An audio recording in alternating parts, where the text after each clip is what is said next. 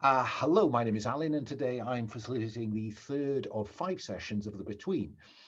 This is Jason Cordova's soon-to-be-released game of Gothic horror in late 19th century London, strongly connected to, God, I've forgotten the name of it. Penny Dreadful. Penny Dreadful, thank you. Oh, gosh. And so we are playing in Gothic London. The team of hunters who occupy Hargrave House and protect London and the rest of the realm from the supernatural. We are expecting a fourth of those hunters to arrive shortly, fingers crossed. But until then, let us. My pronouns are he, him. Let us begin by saying, Donna, say hello, tell us about your pronouns, and introduce us to the factotum more. Yeah, hi, my name is Donna. My pronouns are he, him. And today I will be playing Moore, the factotum, loyal employee and manservant to Hence, the vessel, more of which anon, I'm sure. I guess we are slowly uncovering his history. Seems to be connected to a lot of random people we are bumping into, but I guess that is par for the course. So yeah. Yes, and you introduced us last time to the first of the Hargrave House informals. Yes, sir. Who sadly never made it to the scene you'd framed with them. Well, I would have to roll well for that to happen. So, and given the way the first half of our session last week went, anyone I introduced was probably going to die pretty sharpish. So, poor Brother Samuel, a disgraced vicar, was, I guess, off camera, right? We saw him get his, I don't know, I'm about to say comeuppance, but who knows why this mysterious Pinkerton killed him in the end. Pinkerton? You leapt a Pinkerton. I said Bowie knife. Just like our Americans' Bowie knife. Yeah, well, there can't be many of them around. Well, you would think not, wouldn't you? Let's move along. Greg, say hello, tell us about your pronouns, and introduce us to Marta Weiss, the mother. Yeah, I'm Greg, he, him, and I'll be playing Marta Weiss. And she is a German person. Let's see, trying to remember what the hell's going on. Basically, she and Hence kind of did a seance to quiet a spirit that was haunting the Beals, or either Beale house or Beale family. So and quieted that spirit. Yes, a very much kind of Mulder and Scully kind of scientist and spiritualist. I like that. Yeah, that's good. And yes, you also last time got the first part of the creature you are building from dead people's bits, your child. So we look forward to seeing more of that child as we proceed. And finally, Mendel, say hello, tell us about your pronouns, and introduce us to Hence Unruh, the vessel. Yes. Hello, I'm Mendel. I use he, him pronouns, and I'm playing Hence, Unruh, who uses they, them pronouns. Hence is the vessel, and it's a long-legged, squat torsoed individual who's always wearing red laced up boots that perhaps are concealing some misshapenness in the feet area, and a hat with purple ribbons. And Hence is, there rarely seems like they talk to themselves, but they often seem like they're listening to parts of themselves talking to other parts of themselves. Yeah, Hence is odd. There's no question about this. Right. Hence is distinctly odd. And as I kind of forgot last session, their sinister eye is almost twice as large as their dexterous eye. I'm curious. I'm curious whether we think it's because of a monocle, and we will discover later on in the series it's not because of the monocle. But the wide brim purple ribbon hat does help to conceal such questions. Indeed, a shadow die. Okay.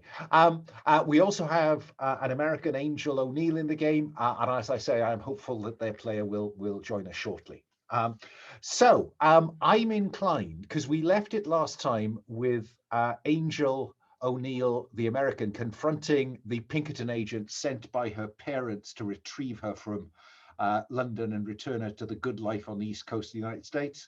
We had a gunfight in a hedge maze at Cremorne Gardens, where she and Moore were investigating what is being called the creature of Cremorne Gardens. While Greg explained, Marta and hence Unruh were quieting a ghost that all four of them had previously investigated. So I'm inclined to call the day at that point and move us to dusk, because I think that probably there's not a lot to be done in terms of the wounded angel, more, unless you have a particular thought. Well, I suppose if we are fast forwarding through getting her out of immediate danger, that's fine by me. I'm sure our friendly inspector will catch up with us at some stage. Yes, that's right. We left it as Detective Inspector Pettigrew charging across Cremorne Gardens to the sound of 2 gunshots. But yes, I think that my inclination is in previously on the Between, we will see the Pinkerton stumble away, clutching their wounded arm around the hedge maze, perhaps while Moore just pulls Angel into the shadows and Pettigrew is left to pursue the Pinkerton. And likewise, I'm inclined to have Hence and Marta leave 18 St. James's Street with the thanks to the Beale family. But at the end of, when you resolve a threat, each of you gets to choose something as a memento of that. So if I ask you to just check out the threats tab for the St. James Street ghost, if you scroll all the way down to, goodness me, about 7980, you will find a set of rewards. These are things that will be added to your personal quarters, and you can therefore invoke them to get advantage. Because stuff in the personal quarters, it never ceases to exist, but once you've used it, unless there's like the American's revolver is never marked, but once it's been used and marked, you cannot use it to get advantage again. So one of the objects of the game is to stack up some other useful items. I think I'm going to start with Hence. Hence, you conducted the ritual that quieted the ghost of St. James's Street. So which of those rewards do you want to take away? I think that the motif of glass has meant that I'm going to take the mirror. Fine. With the ghost in it. I know that we were sort of in the midst of reformulating the ghost, and I think we should do that at some point, but we don't have to do that right now. I think that I think just in terms of narrative pace, I think we know what we're thinking about for that. But the next time you look in that mirror, I think you can get to describe it in a way, because just for our thousands of listeners and watchers, we kind of post hoc X-carded a little bit around the ghost. Right. And so the next time that we see the ghost, if we see the ghost, right, it will be subtly different, and I'll be relying on Hence and Marta to work together to rephrase that. Yeah, sounds good. I'll go next to Marta. Marta, what, if anything, well, you don't have to, but I'm offering you the chance to take a souvenir of the investigation at St. James's Street.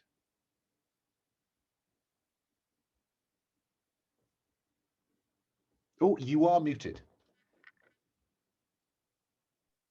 Thank you. Yeah, this unmarked the cosmic passage. Have we talked about that?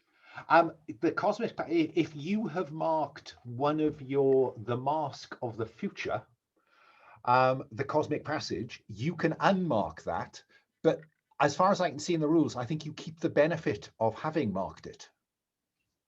So I think it Gotcha. opens up the possibility of marking it again. Okay, let me see. I think that looks, I know that when I hit a 12 plus on my sort of core move, that is what happens. It sounds like it doesn't sound like that's what happens in this case. I'm not sure, because it spells out specifically that you don't lose the sensitivity bonus, but you do get the reason back. Yeah, I think that's the way I'm going to read it. That Okay. if Marta takes that benefit from this, then Marta gets to unmark and can reuse it in effect. I can't see how else to apply it. So Marta, Yeah, I'll take that. Fine. Which I love, because if you mark it again, we're going to see. I think you become more and more supernatural. And finally, more. What souvenir does Hence bring you back from St. James's Street? I think while I was there very early, well, I guess for the first section of the investigation, me not being there for the second one really suggests that I should mark the ask another hunter what it is and then add it to your personal quarters. So I mean, don't lock out the possibility of a jar of ectoplasm. I'm very happy. I mean, I don't think it goes. I'm very happy to have Mrs. Thicket press a jar of ectoplasm into the hands of Hence Unruh. A little something for Mr. Moore. I won't hear any bad words said about her cabbage water. So I will take the third option, and I think it makes sense. If that's okay for you, Mendel. Yeah. I'm gonna say that you've received. I have pilfered the glass tiger figurine that fell off the shelf.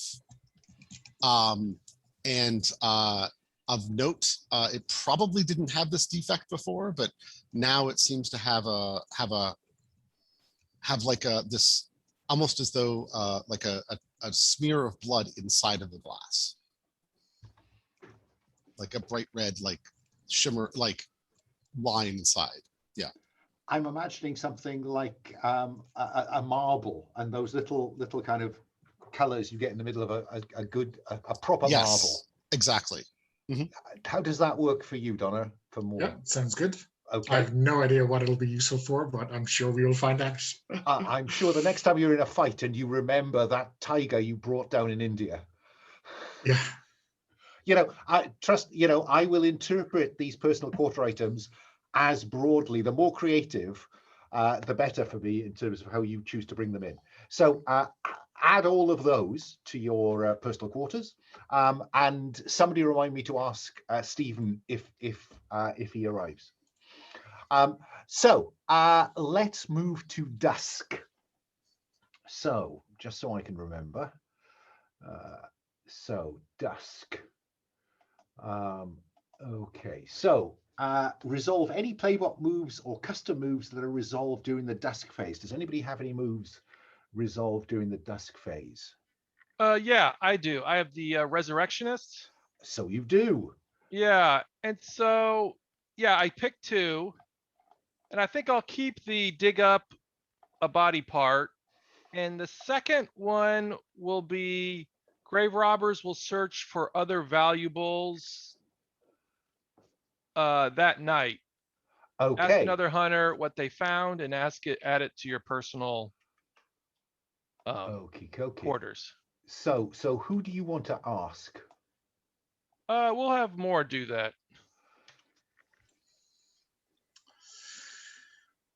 I wonder if it could be something like a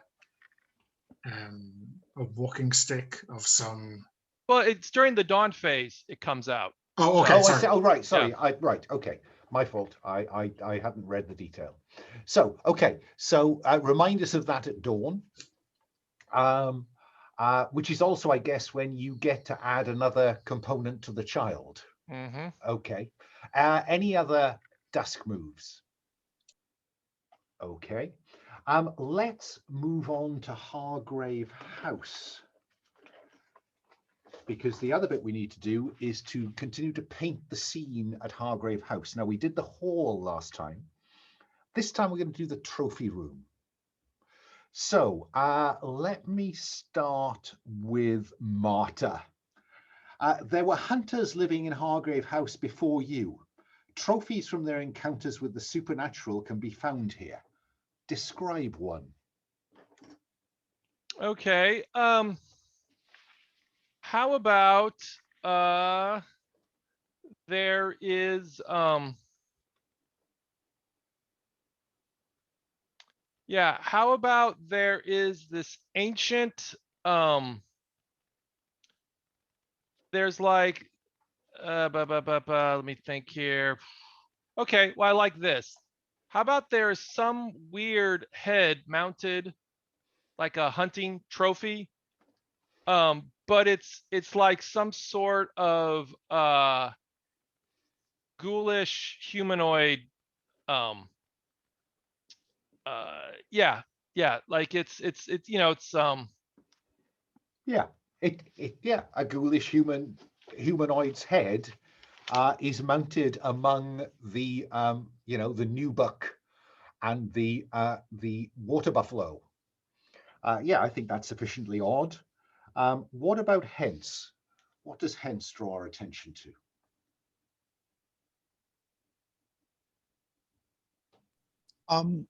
So there's a document that's sort of displayed that is purporting to be sort of the royal writ that that declares, you know, Hargrave's house,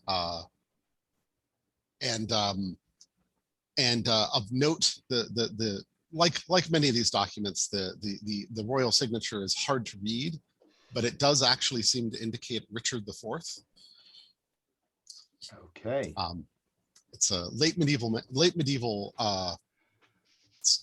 era, but yes. So fine. So we know then that Hargrave House has been somewhere called Hargrave House has been in existence since late medieval times. I like that. And finally, more. What else do we see in the trophy room? More. I think we see something that kind of defies easy explanation.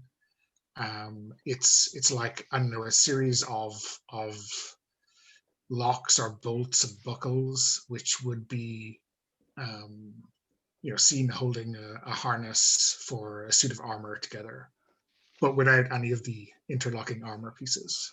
And are they arranged? You know, are they wall mounted? Exactly as they would if the armor were there. Fine. You know.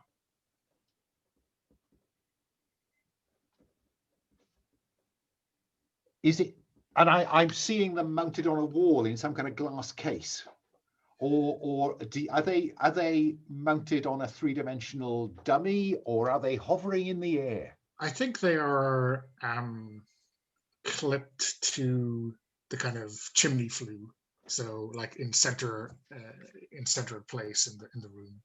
Fine. That's an unusual artifact, certainly. Okay, thank you for that. And so our picture of Hargrave House, we now know it's been around a long time. It has medieval connections. Maybe that's where these bits of harness for armor come from.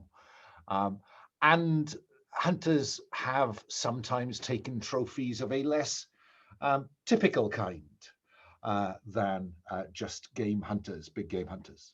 Okay. Let me go back round then and try to work out what you want to, what are your plans for the night phase? You know that I can mess with your plans for the night phase. Day is yours, night is mine. But what, Marta, do you plan to do with the night? okay. I do have a question. So there is this unseen London at night. There is. Okay. I will be introducing that at the end of Dusk. And you might remember last time I got that wrong, so we kind of had to catch up a little bit. But yeah, the way that night moves is that I will tell you what this unseen is going to be, this London at night. it's going to be. And then each of you will get to paint the scene around that, and then have your scene, and then the next hunter. So the unseen is also a kind of clock for night. Generally speaking, you will get one scene each.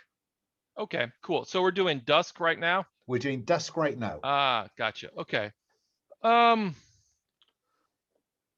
What does Marta want to do? Well, she does have 2 conditions, ghoulish and chilled to the bone. I don't know if she necessarily needs to do another Turkish bath thing. So how about with Hence? And let me know if this is okay, Hence.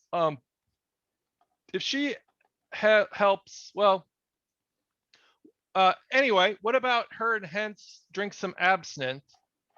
And would that help her with her conditions? The trouble with Hence currently only has Most Beloved, and Most Beloved is now permanent. Okay, so no one else has any conditions but her. That's right.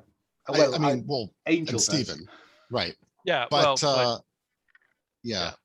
Okay. Well, we'll just do the Turkish baths again. I mean, it was my read that it doesn't have to be your vice for you to regain conditions. Like, we could drink absinthe and Marta could resolve a condition. It wouldn't.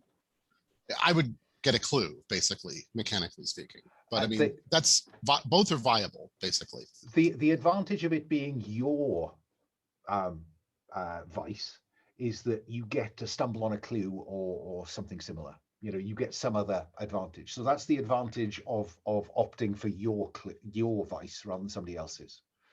So, Marta, are you content to spend an evening in the Turkish baths, or at least that's your intent?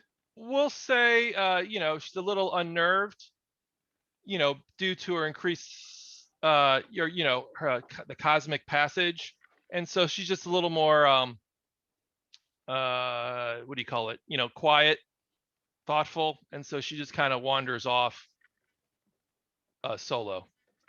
I'll come to that in a bit. What about Hence?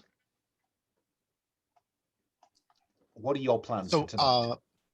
Last session, I indicated that I wanted to use Beacon in the Darkness, so to take a jaunt around London at night and see what I can see. Exactly. We'll see where that takes us, shall we? Great. Beacon in the dark. Fine. Moore, what about you? I think I may put the fate of one of my informals to the dice again, to follow up on our current mystery in the gardens. So I think maybe Elsie Willow might be due a visit. Maybe she frequents the gardens at night. Elsie Willow, a prostitute, red hair, laughs a lot, moth-eaten dress. Fine. So that's your plan is what, to meet up with Elsie and find out what she can tell you, or yeah, exactly. See what she might have seen or heard.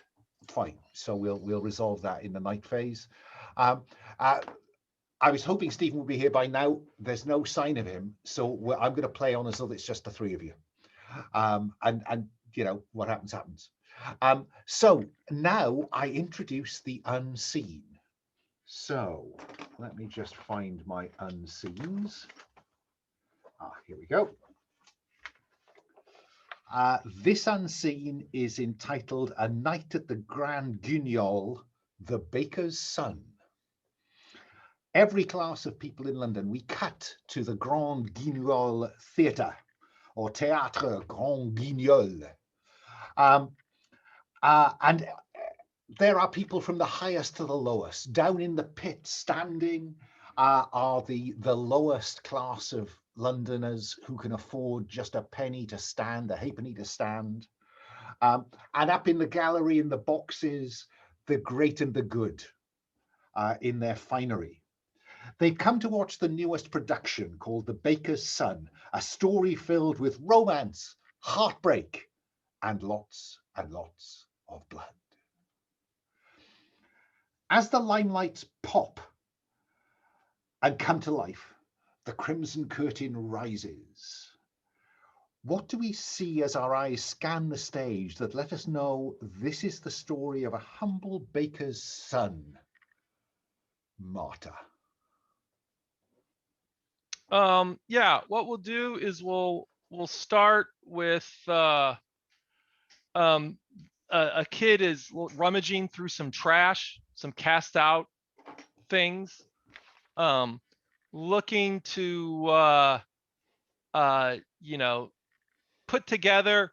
Actually, what we'll say is he finds some sort of barrel hoop that he's trying to get off, an old castaway barrel, so he can, like, you know, run down the street with a stick. And yeah. Fine. Making a toy hoop. Fine. Yes, yes, yes. So Marta, let us start with you then, as that first unseen gives us a picture of the baker's son. Frame me a scene at the Turkish bath. And if I hook this part of the unseen into it, I get a potential or whatever it's Thank called. you. Let me remind everyone of that. You will notice that all of you have a dawn question that says, did you experience an echo in the night? And basically, this is anything that would tie back to this developing unseen. So I guess that Marta maybe is hoping to make some connection with this baker's boy and their hoop to something that has gone on in the last cycle of play. So yes, is the answer to your question, Greg, on behalf of Marta. Okay. Well, how about this? How about as she's walking to the Turkish baths, she sees, you know, I guess if this was a TV show, right, it'd be shot. It is a TV show. Yeah, yeah. So we see the boy on stage, you know, going through the garbage and talking about something like opening up the story. And then what we do though is she sees, and we'll say, a weird impish creature that is about the size of a child, rummaging through the trash out of her, out of the corner of her eye. And what I will do, and then this is how I was going to do. And so she sees this creature, and how about this? She walks up to it and has a conversation with it. And so and what I'll do is, she has this theory of the changeling, of beings being put together and made live. And so that's what she's attempting to do with the child. And she sees this creature, and so she might think, oh, is this one of those? That works for me. This strange creature, a strange child, let's say, Yeah. perhaps hooded so we can't make out the details of their face, rummaging in a bag of rags, trying to perhaps make a living, and with your increased sensitivity, you're just feeling more attuned to these things, perhaps, Marta. Right.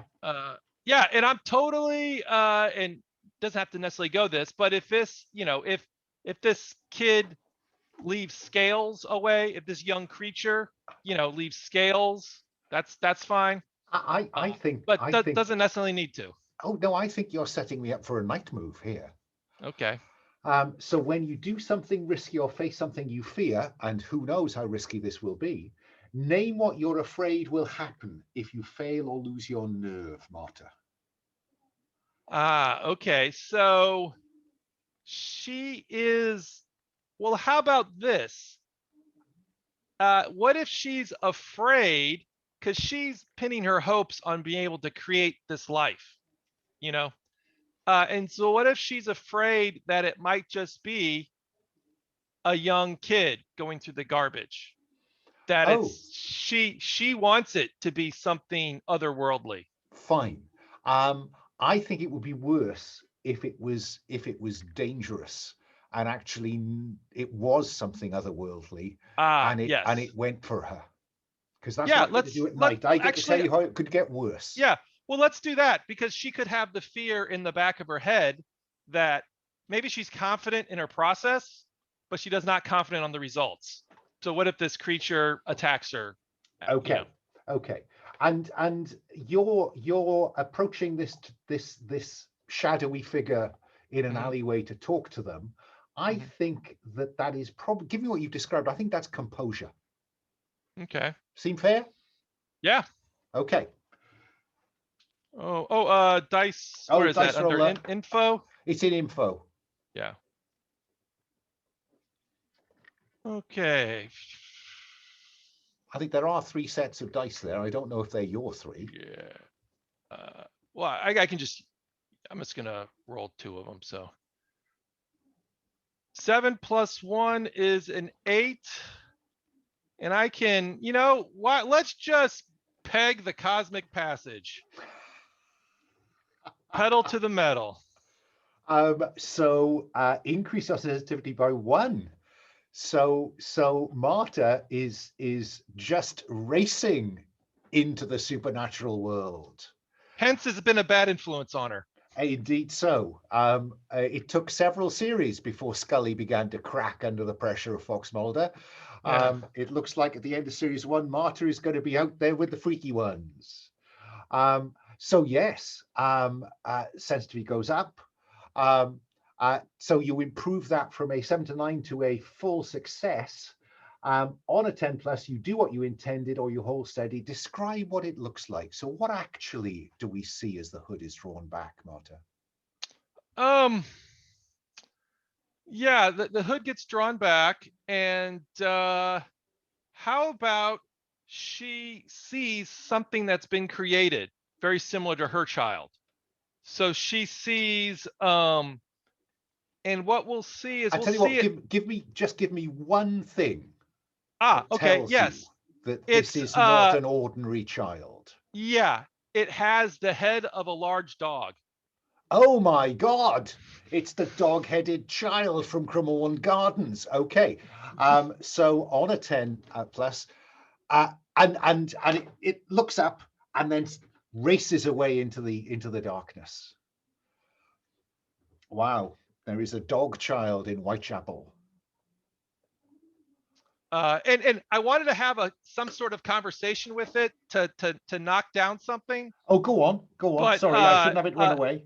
Not that it necessarily has to talk back, but I think what Marta does is she let's see, has a conversation. How about this? She has where's my notes? You know, she's trying to bring up Hilda again. And I think she basically is talking to her idea of Hilda and says, Hilda, would a dog's head be okay? Like that seems. That's fine. I don't you need Okay. an answer, and off it races. Yeah. Off he, she, or it races into the London darkness. Hence. So does that turn into a clue or no? Not on a 10, isn't it a 12 plus you need to get? Oh, I need a 12 plus. Okay. I'll tell you something extra benefit. Yeah, I think on a 10 plus, you just don't have any blowback. Right. I don't get murdered by the dog child. So. Yes. Given your current state of play in terms of your conditions, that'd be a good thing. But I think we can then.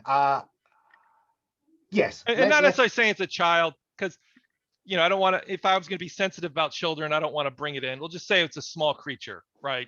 Fine. So I just want to make it easy for everyone else. I don't want to. I mean, we're veiling, you know, harm to children. So Yeah, sounds good. So the vulnerable move then, when you have an intimate moment with another hunter while one of you is engaged in your vice, you may. Oh no, you have to have somebody else with you. I've just realised the word of the Something move. else for the vice. I am fine not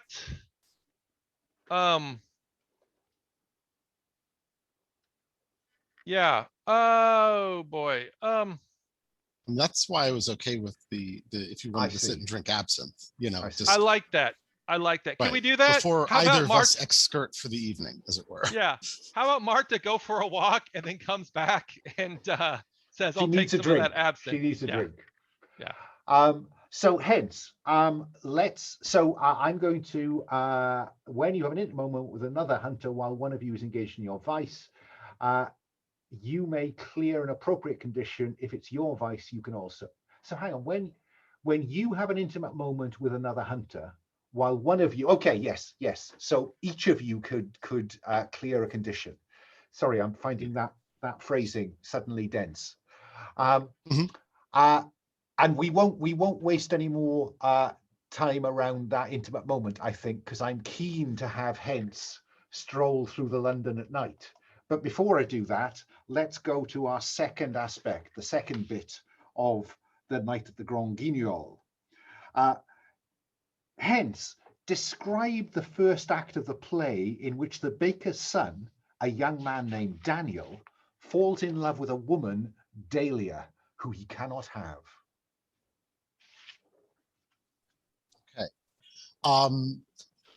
So I imagine this is, I imagine the scene involves Dahlia coming with a governess or something to the bakery, because they're throwing a her. It's obviously a class issue, right?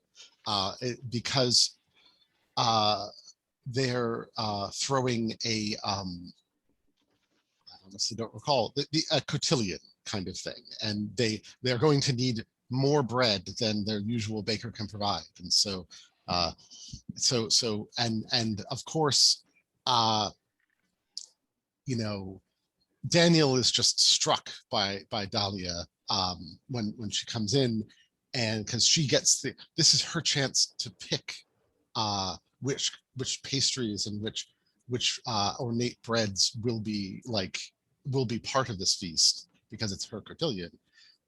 And of course, afterwards, Daniel's parents tell him that he'll have to do the delivery because they won't be able to do it themselves because of their other obligations. So he's going to be going to the mansion. Right. Mhm. Right. No, that works. And then hence just frame the scene in which you then as is it a full moon, no moon, foggy? Oh, I mean it's London. It's always foggy, but I like the idea that there is a full moon, but it's a discernible bright blotch in the sky rather than a visible shape. It's like there's illumination, but it just makes the fog worse. Absolutely. No, I get that. And so a beacon in the dark, when you walk the streets of London at night, your consciousness spreading across the city like a vast spider web. Roll with sensitivity. I would like to establish is more coming along because we talked about that in your wishes last session.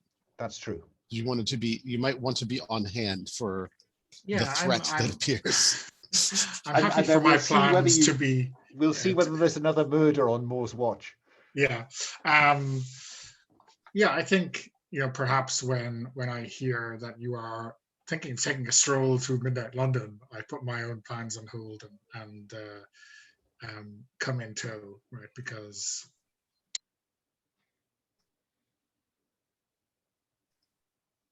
we lost you. Yeah. I think you suddenly muted, Donna. Oh, I don't know how that happened. The space button might be causing me some problem. Sorry, I was saying yes. As soon as I hear that Hence is going out alone in the night, that is a risk not to be or to be minimized by more tagging along.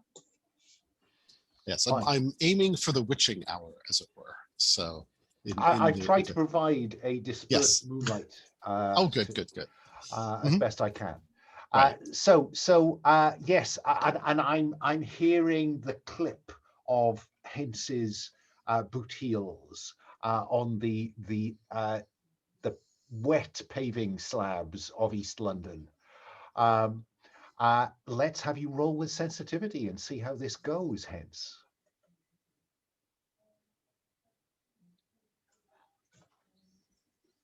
Reminds me, I need to find the dice app. It's under.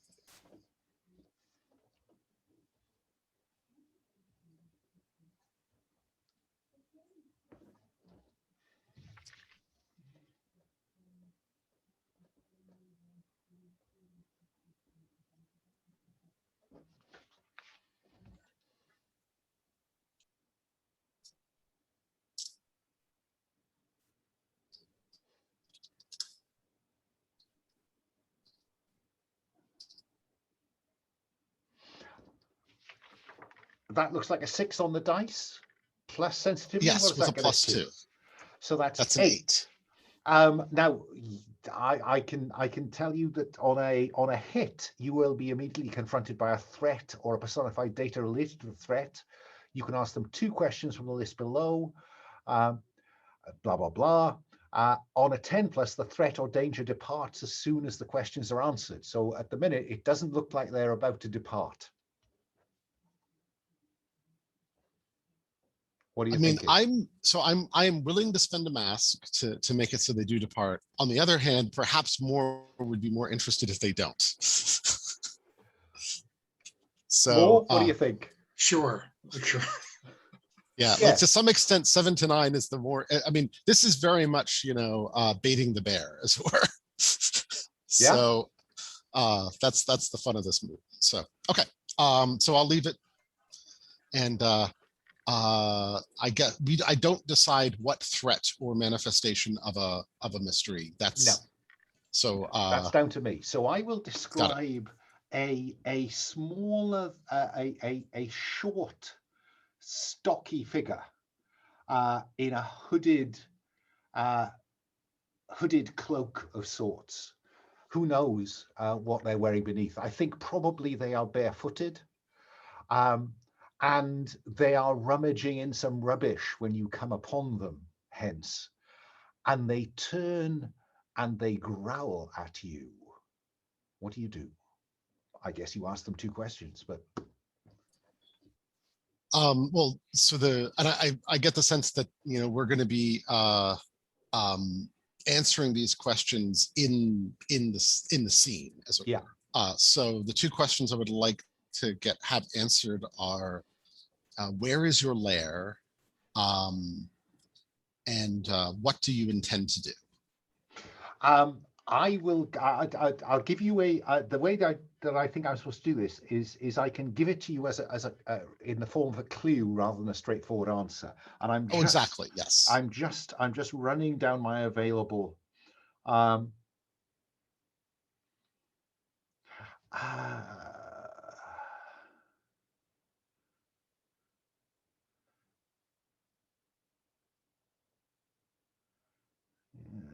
a lot of right. Yes. Got it. You asked a question, and the figure backs into the darkness and looks up at the sky, and you see a thick swarm of bats over a specific place. Don't bother writing that in now. I've ticked it. We'll deal with that in a moment. What is the second question you want to ask? Well, what do you intend to do?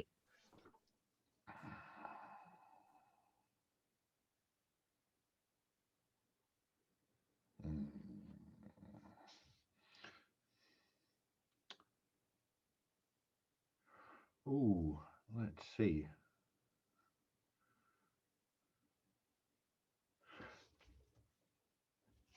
The hood swivels towards a wall where, as the cloud and mist clears, it illuminates a dried bloodstain in an unusual place.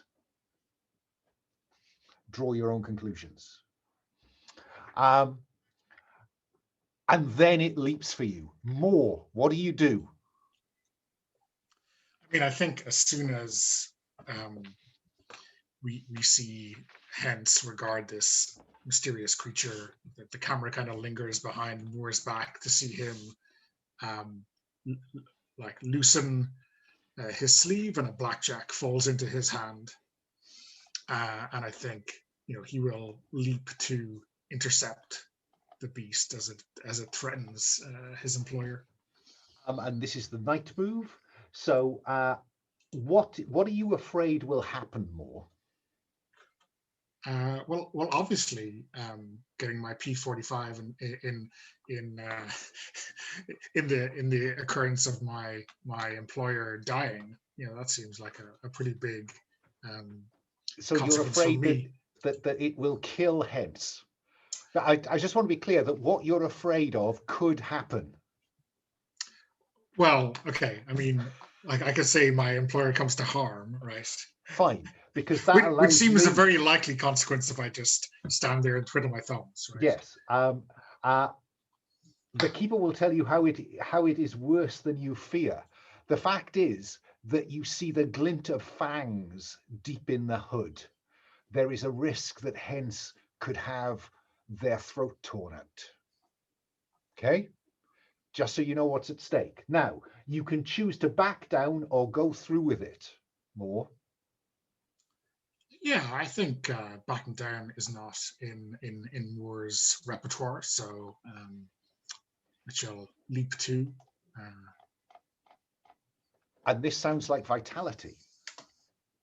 Yes, it does. I will remind you all, of course, that you can make things better with a mask. Yeah, I guess I'll see what the dice say first. I will check the leather blackjack to roll with advantage.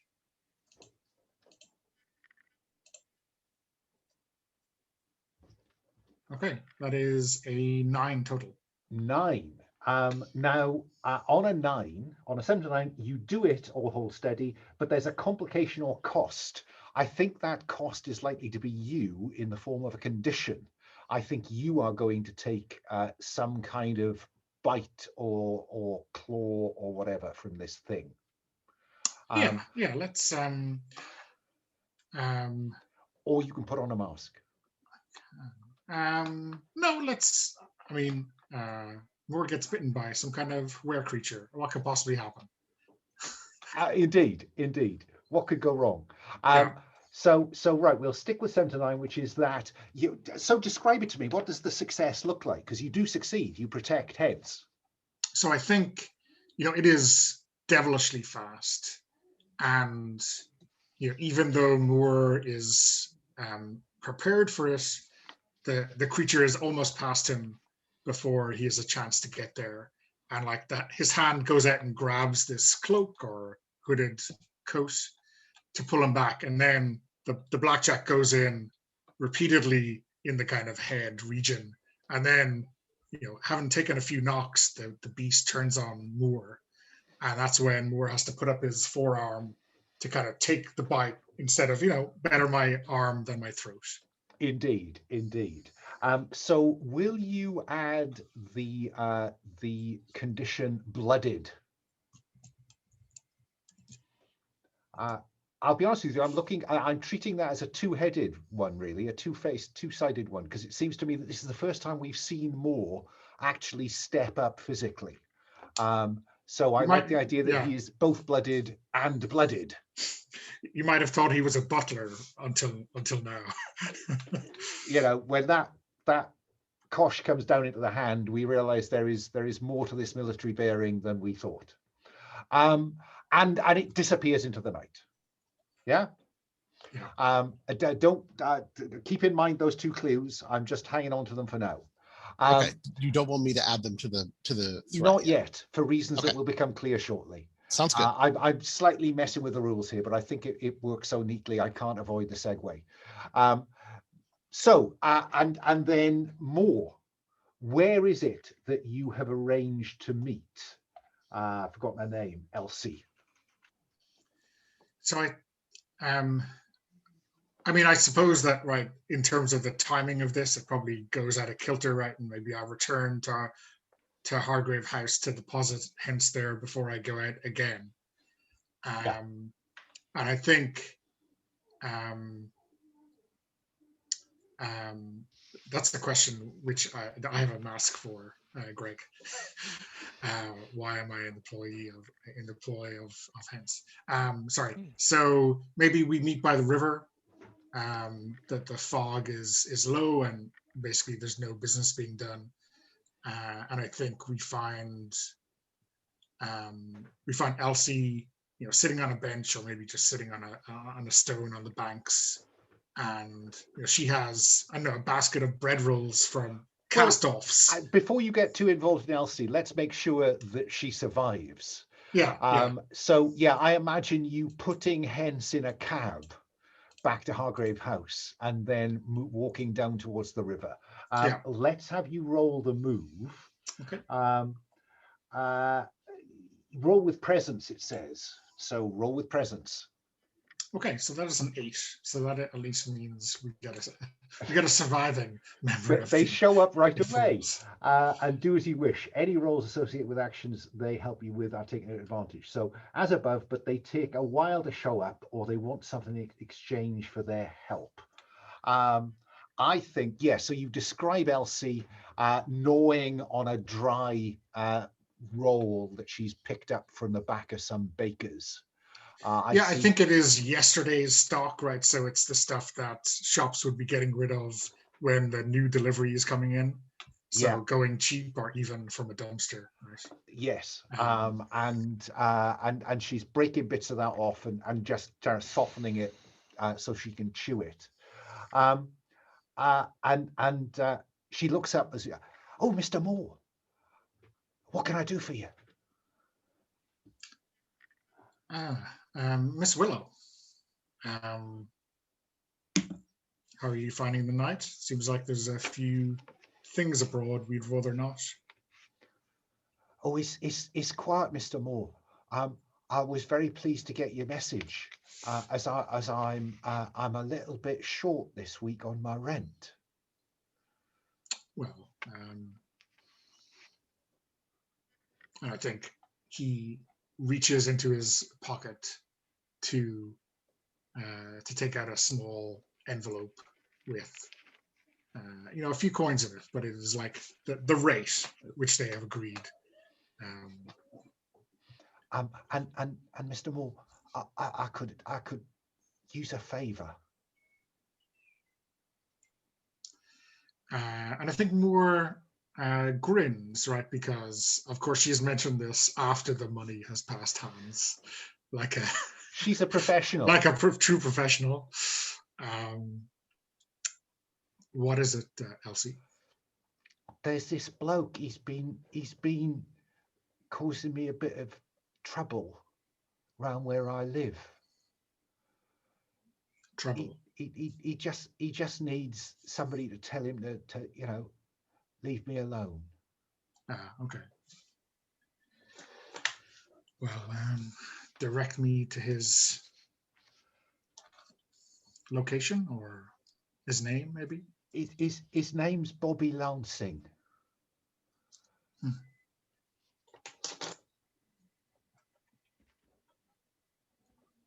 Well, I'll see what I can do for you. Thank you, Mr. Moore. Anything I should know about him before I get into trouble? I should leave him. I shouldn't go looking for him in the day if I was you, Mr. Moore. He'll be drunk at night. Okay. Now, whether you follow that advice is up to you. But well, I mean, maybe it'd be better to go for him while he's hungover. I don't know. What is it I can help you with, Mr. Moore? I'm aware you take the odd client to the gardens, and well, we're looking into a few things there recently. Oh, Cremorne Gardens, you mean, sir? Exactly. Yes, I have. And I guess that you are aiming for the information move here, aren't you, with advantage? Yeah, so I guess... or not, you tell me. Yeah, I mean, I guess that's the initial one, right? And if there's a chance to keep her involved in our rooting around, then that's another matter. So Yeah, I think the information move, I guess, uncovers what she knows already. Because let me just just let's check the move, because it's the first time we've had a chance to really engage with it. Any roles, plural, associated with actions they help you with are taken at advantage. So Yeah. I guess that you could invoke Elsie into a scene where it's appropriate. Yeah. So, but it seems to be no reason at all why you can't try to get something from her now. Sure. So yeah, I guess it's just figuring out what she might know or what she might have seen that would tally or not with what we already know. Okay, so let's have you roll the information move with. I guess that you're working on what she might know. Well, you tell me what's your approach to getting this information from her. So far, it's been very very much around presence. I think just Yeah, about and I you think being a nice bloke. it's not like she is a witness, because she probably would have already told us something if she had been. So either it's trying to be friendly or it's trying to unpick clues from the kind of day-to-day things that she has noticed. So I could see it being reason, but presence maybe is the way to go. And before we do that, I have to remember the friggin' unseen. I should have done the unseen before you got to her more. So describe the final act of the play in which Daniel engages in a desperate action to get what he wants. The final moment just before the curtain falls should be very, very bloody.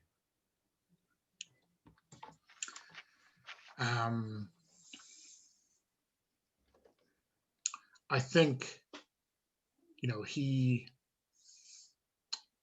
this is Victorian farcical tragedy, maybe. So I think he smuggles his way into the mansion, but is smuggled in, like baked in a cake, basically, or smuggled in a hollow in a cake, because otherwise there'd be no way that he could pass muster to gain access to the ball. And I think, with grim inevitability, this cake is cut open with a giant blade. And of course, the blood seeps out. And there's a cry, but the cry is like masked by the gasp of wonder from the crowd. And so there's a second and a third cut made. And only then in the end do we see the blood seep out. But I think maybe it's thought to be jelly, right? It's a rich strawberry jelly, and I think everyone in the bowl tucks in with gusto. And it's only when the curtain starts to fall where we hear the gasp or the scream of realization. And curtain down. Yeah, fine. Huge applause. Spot on. Yes, no, I love that. Thank you. So let's have you do your information move. So I'm rolling at advantage with presence. Okay. Oh, there's a 12. Oh, will you look at that? So on a 12 plus, you find a clue, but you also get a mastermind clue. So let me just check out my mastermind clues. They're here somewhere. Here we go. Let me give you a clue first, then.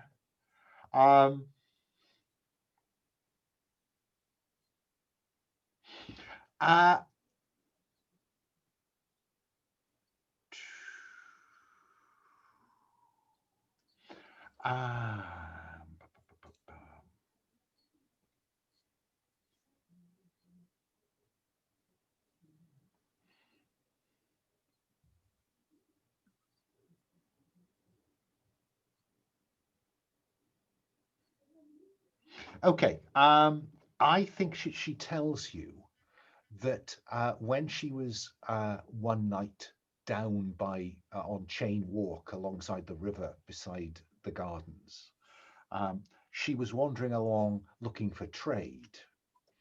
And she heard an unusual song which she thought was a girl singing.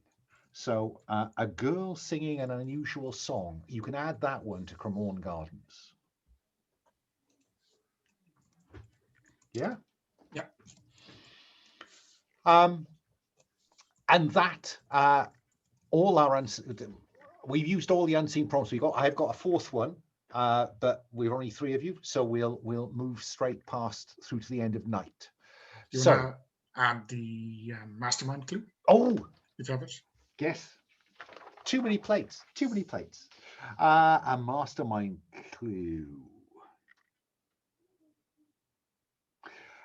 Yes. I tell you what I'm going to do is I'm going to just reserve that for a moment and resolve it when you're back at Hargrave House, because I don't think you're going to get that from LC. Yeah. So let's have you. We'll then cut to dawn as Moore makes his way back to Hargrave House. And as you approach Hargrave House, you will see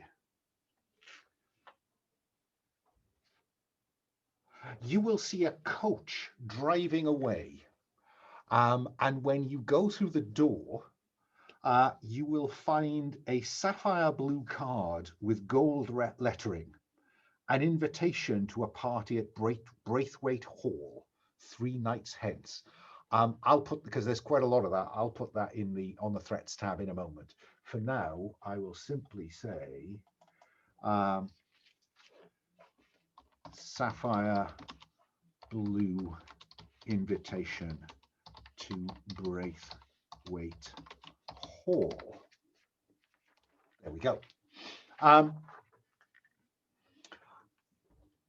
And I think that I'll insert a cutscene here, and the cutscene is at said Braithwaite Hall, where we will find, hang on, there she is, a stately middle-aged black woman, impeccably dressed, and at her neck is a broad sapphire blue choker.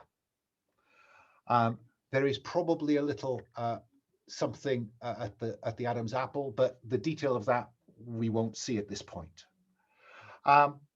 And she is sitting at her breakfast table as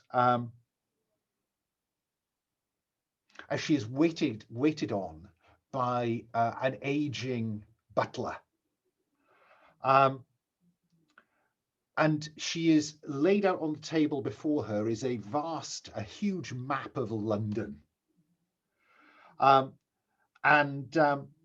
She dips her pen into an ink pot and circles somewhere in London.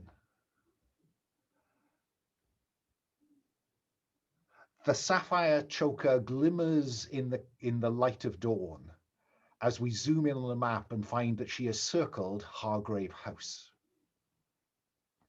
Okay.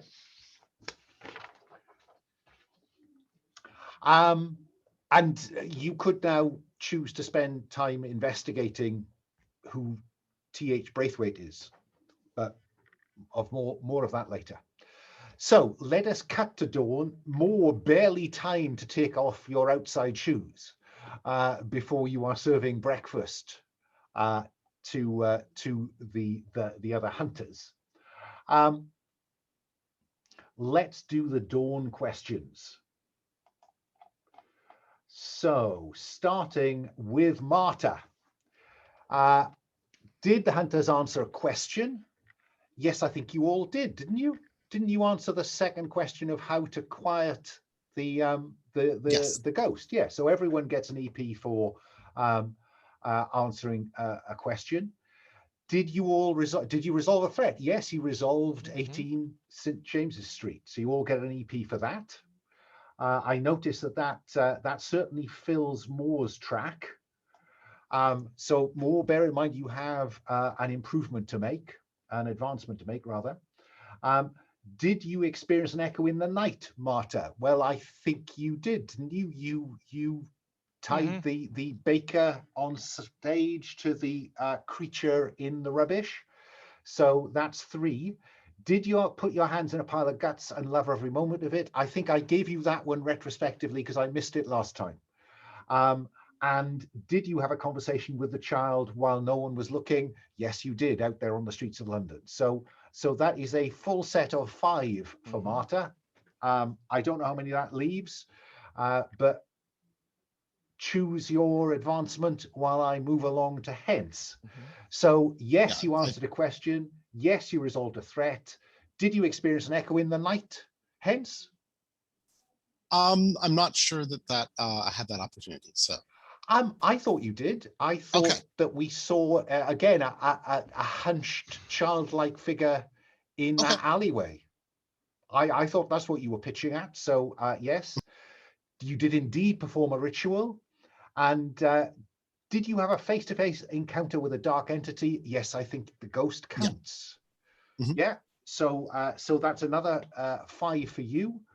With whatever's left, choose your advancement, tick it off, and make the change. And around to more. Yes, you answered a question. Yes, you resolved a threat. And yes, I think you experienced an echo in the night. The reference to the bread roll that Elsie was chewing on. Did you engage in a petty reprisal of someone who angered your employer? I don't think so. I think that I'm going to give a petty reprisal. No, that does. I was going to the protection one, but yeah, it's petty is very specific there. Yeah, it is. It is.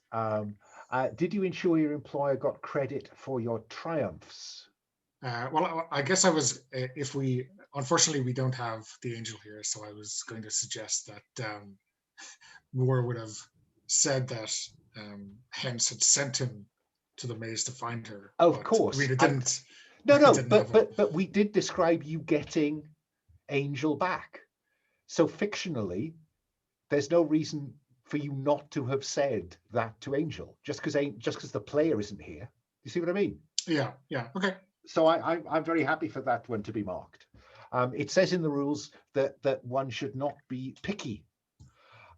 So fine. So let's go back round to Marta. Marta, which advancement have you chosen?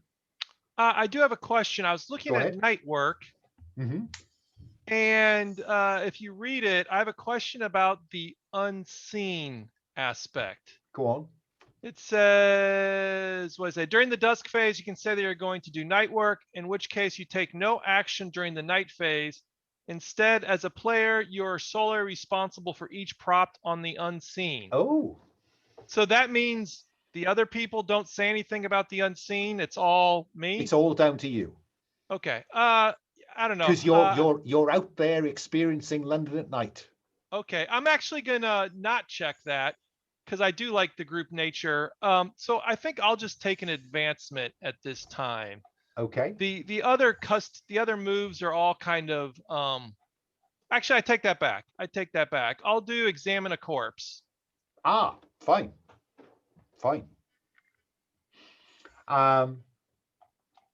So, and then you choose an additional move from your playbook from the list of availables. Yep. Yeah, advancements. Hence, what about you? What are you taking? I'm just increasing my composure. Okay, fine. Yeah, the only move I was considering taking, people are really interested in Ritual Chamber, but I feel like I end up doing my rituals not in Hargrave House. And most of the other, Witch's Cupboard would be great in a longer game, if the short form. Yeah, I just don't feel like digging into divination right now, I guess. But if other people want to do rituals, then I will take Ritual Chamber instead. But I guess I'll throw that out there. Let's have a look. So during the night phase, presence and sensitivity scores are increased by 1 while in the chamber, no maximum. Anyone who benefits from this takes the following condition: tainted. Oh, I see. So I see. So it offers. Yeah, that's an odd move, isn't it? Because it offers other players Right, and that's why I bring that up. I don't know that I would get enough use out of it. I feel like I'm leaning towards more composure for Hence generally. Yeah, but I mean, if, go with your flow. yeah, Go with yeah. your instinct. But Yeah. I would just, that was the one move I was considering, and so I figured since it benefits other people, I wanted to bring that up. Fair enough. And then round to more. More, what's your inclination? Yeah, some very interesting options here. I think I may go for day work.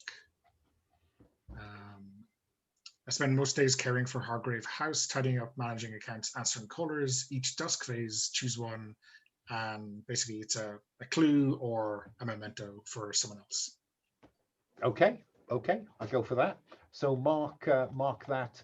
Clear your experience tracks back to whatever they're at, and we'll move on. Oh, I have a couple of dawn stuff. Oh yes. So you do. Yeah. So at the Resurrectionists, a couple things. So can I clear a condition as far as drinking? Yes, you can. Okay, cool. I'll keep ghoulish because. Right, and I'm assuming that the clue, the encounter that Marta had, is the clue from that move. The encounter that Marta had. I don't think she got a clue from any encounter. Okay, I'm due a clue for. You're due 2 clues. Okay. Okay. Excellent. Yeah, I'll Okay, just got it. getting there. No, No, I know. I get some body parts. I'm gonna say some large hands. And then I do get the grave robbers will search for valuables, ask another hunter what they found, and add it to your personal quarters. So I'll say more. What did they find? What valuable?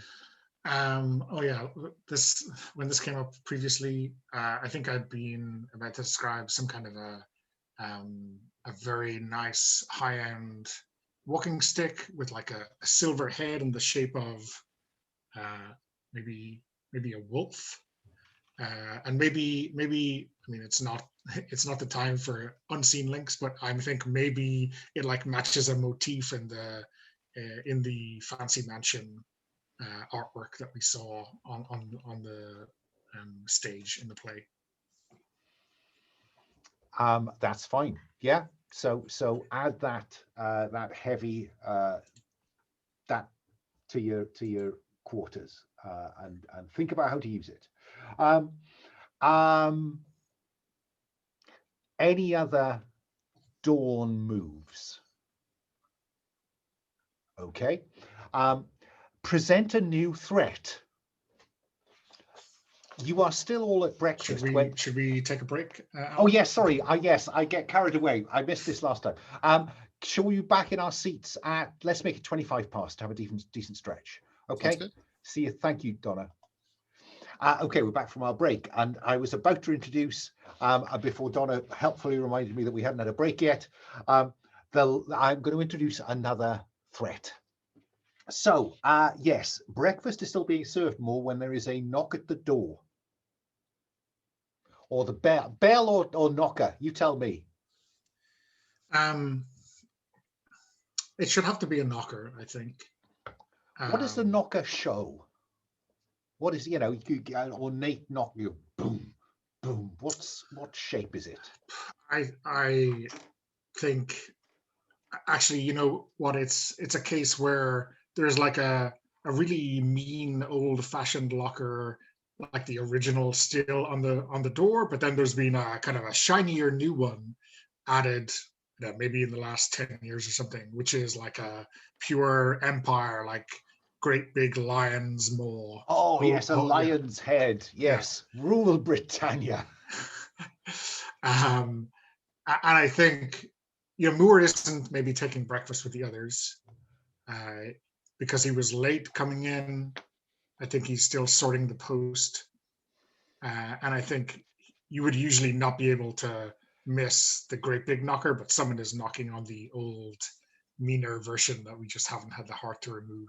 Fine. I get that. So let me just. There is a. Let me describe her.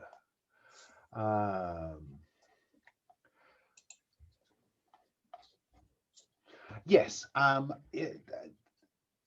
She's a Chinese woman dressed in Victorian clothing, a dark taffeta gown, probably a little threadbare, but not very threadbare. It's clear that she's put on her Sunday best. And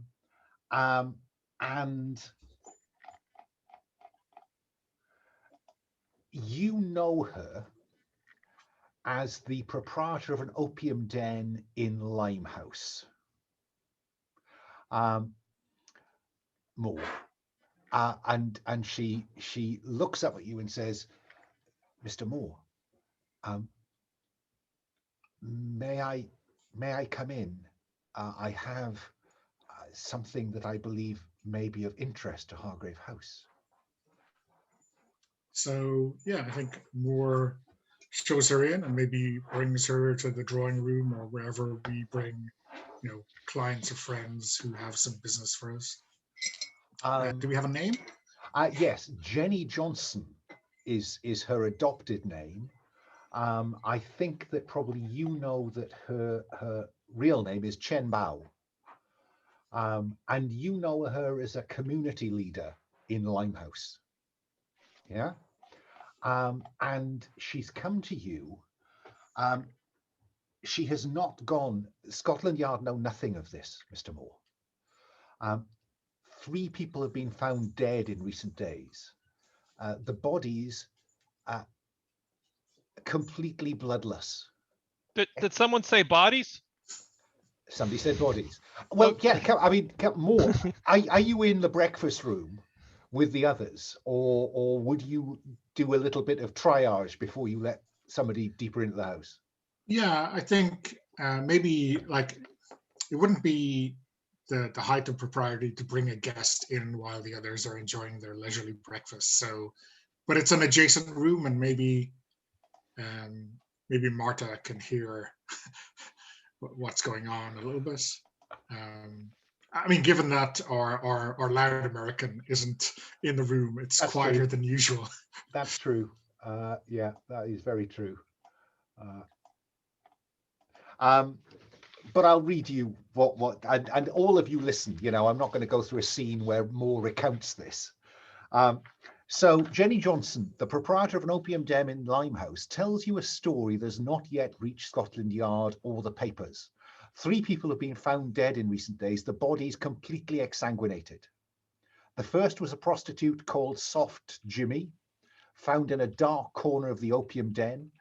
The second was a young mother, Carla Bell, found in an alleyway behind the Limehouse School. And the third was a Chinese sailor, Zhao Dong Hai, found outside a pub near the Regent's Canal dock. The pub was the Dog and Whistle. Jenny, an informal community leader in Limehouse, has been keeping the bodies in her basement. She's hesitant to go to the authorities because she fears it will cause trouble for the small but thriving Chinese immigrant community in the district. She heard that Hargrave House has experience with matters such as this and has asked for your help. Now, at that point, Moore, it might well be that you do want to introduce her to the rest of the hunters. I don't know. Up to you. Yeah, I think that's enough red flags, to raise our interest, and I will, pour her some tea out of the ready-made breakfast batch, and I will, say I'll return in a minute, and then go out to get Marta and Hence. Fine. So I have put the Limehouse lurker as a threat onto the threats tab along with this detail.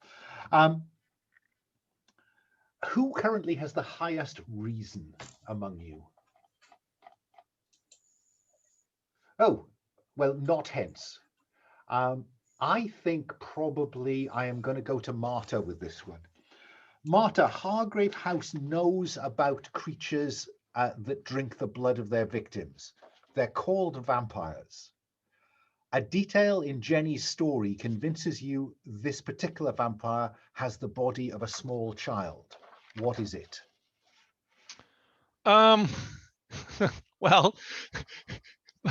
bite marks at knee level, but maybe something a little Yeah. How about, there is the bite mark on the neck, but it is very small. Small bite mark. Fine, fine. So, and to be honest, that sounds like a clue to me. So I'm gonna add that as a clue. Small bite marks.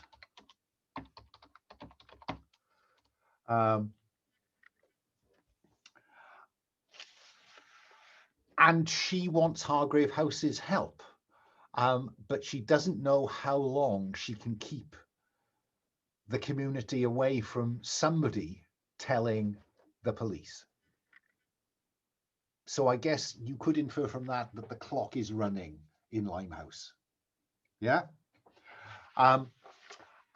That's the new threat. And now we are in day. So what I'm going to do, I'm just going to add the questions for the Limehouse lurker. Oops, where's it gone? There it is. So question 1.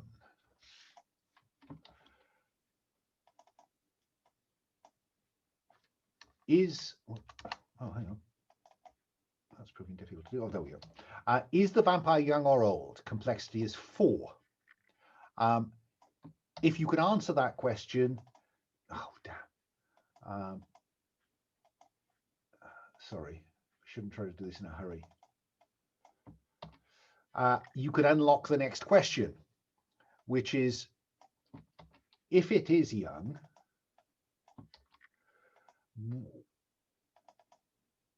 what was the child's home life like before they were turned? Because perhaps that will offer you a way to secure them.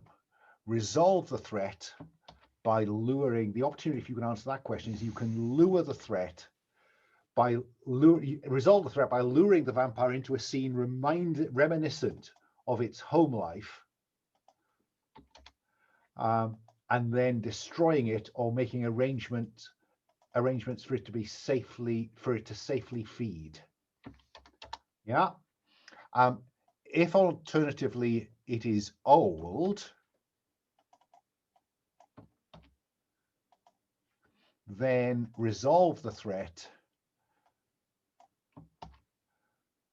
by infiltrating its nest and destroying it, or convincing it to leave London.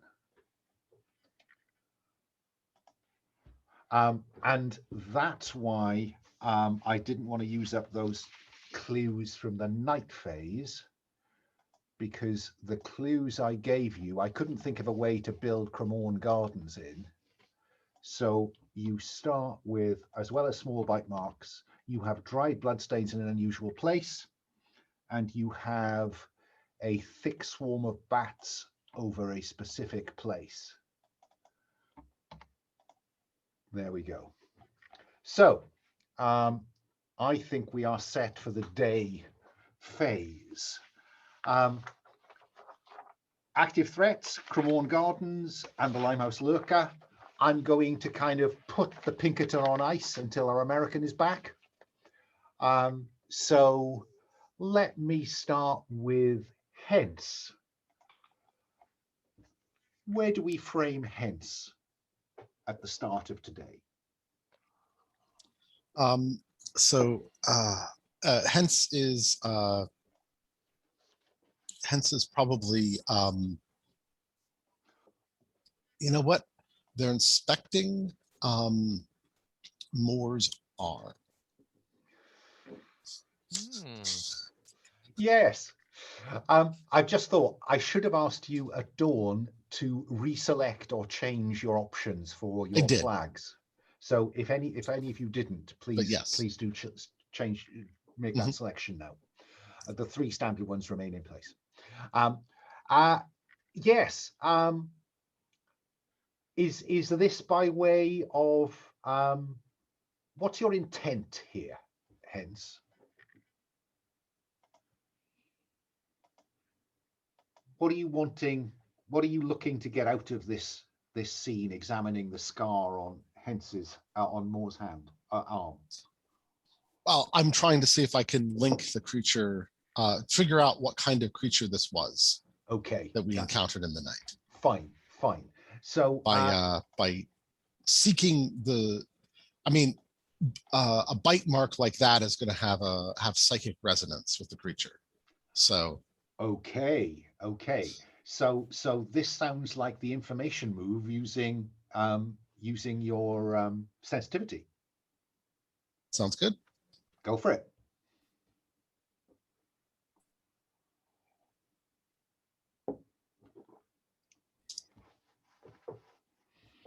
That's at least 7.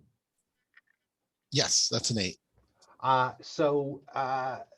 Either the clue itself or a complication you encounter while searching. The keeper will tell you what that complication is. Okay, I will tell you what it is, and then you can tell me if you want to put a mask on. Right. Or maybe Sounds discuss good. with Moore whether you want to put a mask on. Because I think what you notice is that the bite is similar to the bite that Jenny described, in terms of she said, well, you know, the bite is kind of this big, and 2 pinpricks or 2 stabs, and there was also a slight sign of a bottom set of teeth underneath. And when you examine Moore's arm, you see something very similar. Okay, do you want to improve that to a 10, so that the complication is that Moore's been bitten by a vampire? I feel like rather than spending a mask on that, I want to follow this up by trying to banish whatever curse of Moore being bitten by a vampire there is, and Okay. I'm gonna expect to spend a mask on that. Well, I tell you what then, what I think I want to do then, Moore, is I want you to take the condition bitten by vampire. Yeah, and we'll worry about the consequences of that shortly, perhaps. But you get a clue, hence, about the Limehouse lurker. Let me think. When you kind of, because this will be a kind of psychic clue, won't it? I think that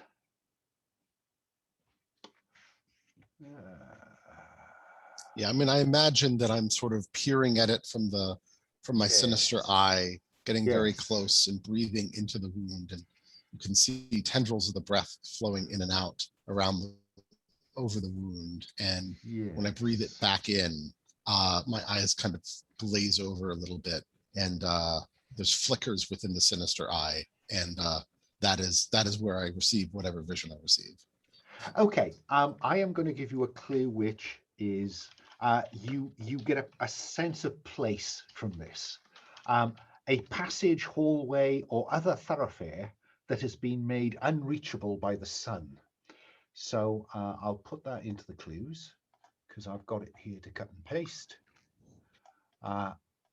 So some kind of place that is unreachable by the sun. There we go. A passage, hallway, or other thoroughfare that has been made unreachable by the sun. That's the clue you get, and perhaps you can give some thought to what you're going to do next. Marta, what do you think you're going to spend the first part of today doing? Yeah. Well, I am kind of interested. We have like 4 clues for the other threat. We do. And so I feel like we can kind of, so yeah, I think Marta is going to explore this, the gardens thingy. So Marta wants to go to the gardens, right? Yeah. Hence is keen on working some ritual on Moore. Moore, when it's clear what Hence has in mind, are you going to sit still for it, or do you have other plans? I mean, when it becomes clear what Hens is in mind, I mean, I just have to sit and take it, right? And maybe the only I guess. Oh, you froze then, Donna.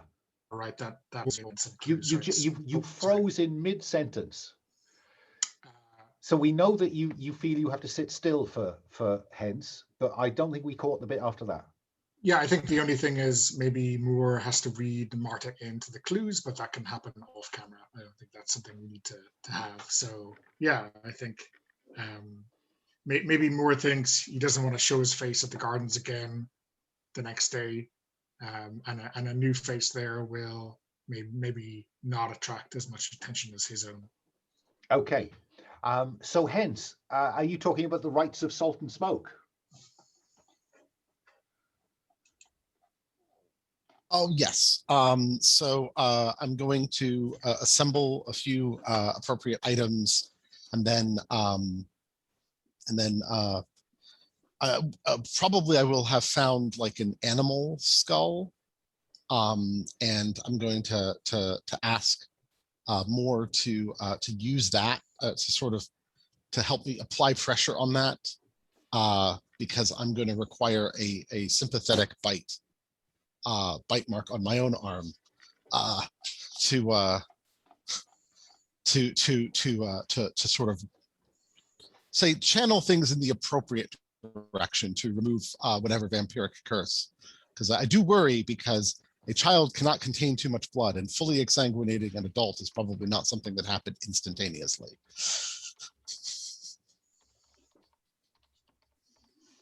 So I in my mind I can see Moore with a file just filing the canine teeth of this animal skull to a sharper point for its use in this ritual. And where is Hens suggesting that the bite go on their arm or neck? Or yes, on their arm, mimicking the spot, because you have one on your arm as well. Yeah, as a defensive wound, right? Keep the sympathies strong. Yes, exactly. It is close to the same spot as I can. I think, like, maybe I'm not sure what Hens makes of it. Maybe she thinks, maybe they think that Moore has not understood the instructions correctly, or maybe it's just the way Moore thinks of the task. Like, he takes their arm and like puts his own teeth up to it. Like no pressure is exerted, but just like you can feel the breath on your skin as he kind of lines it up before taking the skull and like Alan suggested, like filing those teeth to an absurdly sharp point. Yes, I think there's a flash of furtiveness, and I'll hold my tongue onto the, I didn't bring up the other possibility, which is that you're not being exsanguinated, you're just being transformed into a vampire. So. But I clearly was thinking it. Now, the move says that the dark entity is always lingering on your in your peripheral vision. Do we get a look at any of these dark entities at any point, Hens? Oh, quite possibly. So again, it's pneumatic. They are going to come out in the breathing and the ritual breathing as I sort of lowly chant the beginning of this the incantation, and there's going to be these figures, like it's though I have been smoking and blowing smoke rings, with these figures in the smoke that begin to take on some faintly different colors as they sort of roll around more. And are these things that you and the audience see, or are they also things that Moore sees? I think they're things that Moore sees. I think that this is. Have you seen these entities before? Or this is the first time on screen you've seen them? I'm just curious what your reaction is. I think absolutely Moore has seen these before, and he It's not that he is completely oblivious to the threat, but it's just another kind of threat that he has faced before. And so he appears his usual nonplussed self. Right. Okay. I think I will also, because I feel like this is important, I will have similarly marked on the voodoo doll the wound. And that will be part of this. So the goal here is to myself to act as a conduit to transfer whatever curse is on Moore to the doll. Fine. So let's have you roll with sensitivity then. Are we seeing you engage any personal quarter item to? I just did. The voodoo doll is a personal quarter. Oh, of course it is. I beg your pardon. I'd forgotten. Yep. Yeah. So you're rolling with advantage. Yes. Plus sensitivity, which is currently 2, I think, is it? Yes. Yes. Go for it. All right. 3 dice. Take the top 2. That's 7, 8, 9. Okay. So on a 7 to 9, it will work, but imperfectly. Choose your effect and a complication. So, or do you want to put on a mask? Oh, I see.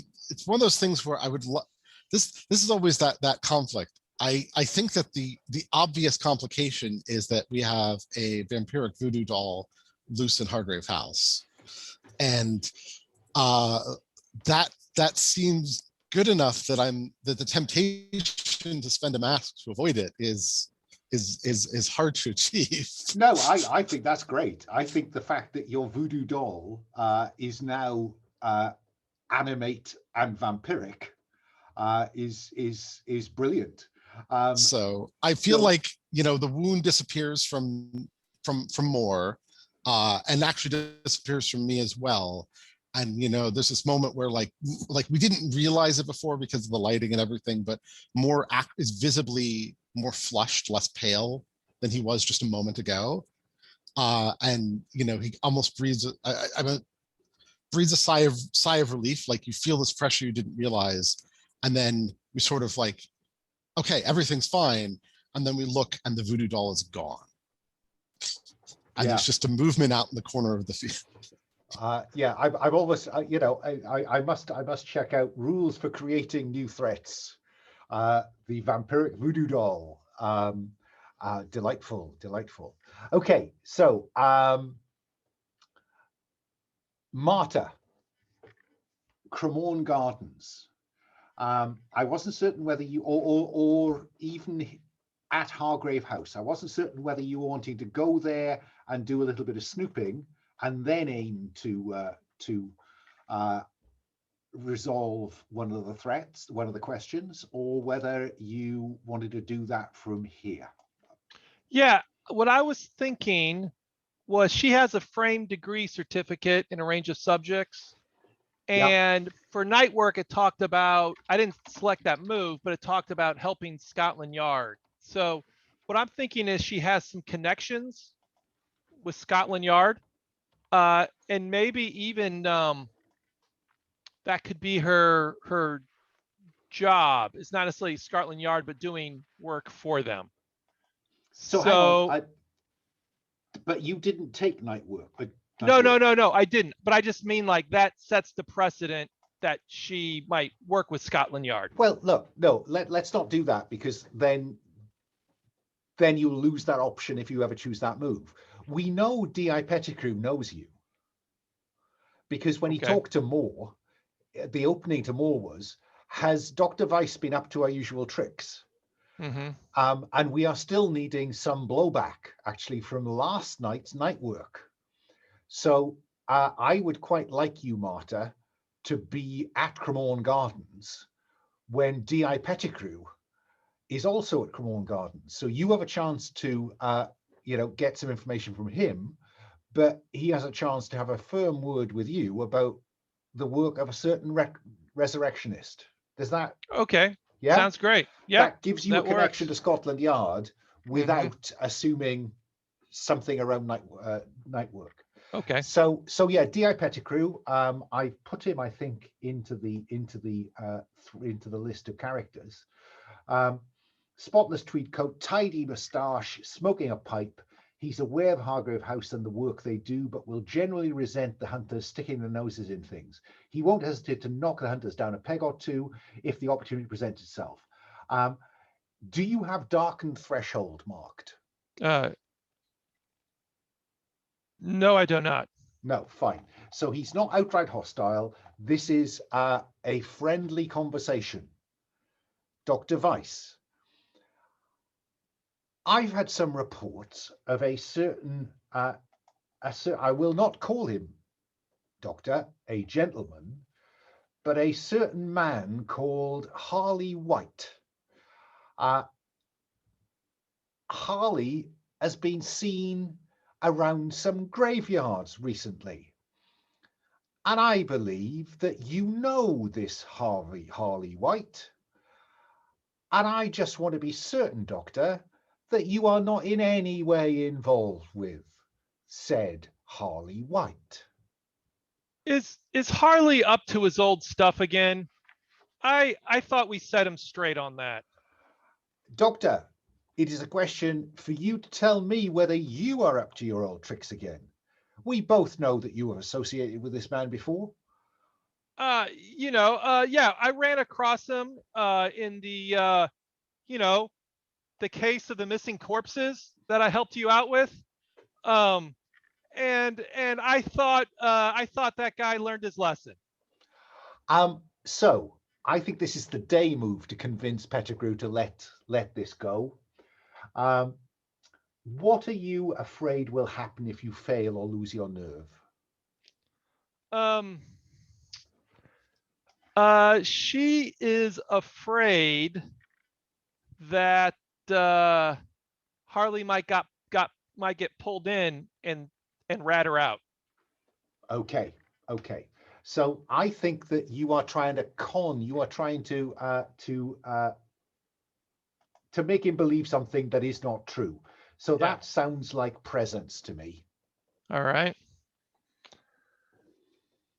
Presence is a 1. All right, let me see. Okay, let's see what happens here.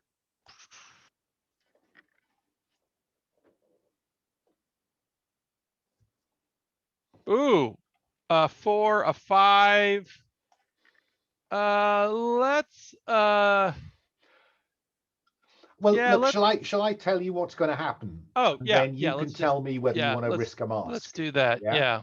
I think that D.I. Pettigrew is going to be on your back for at least the next kind of cycle through today and tomorrow.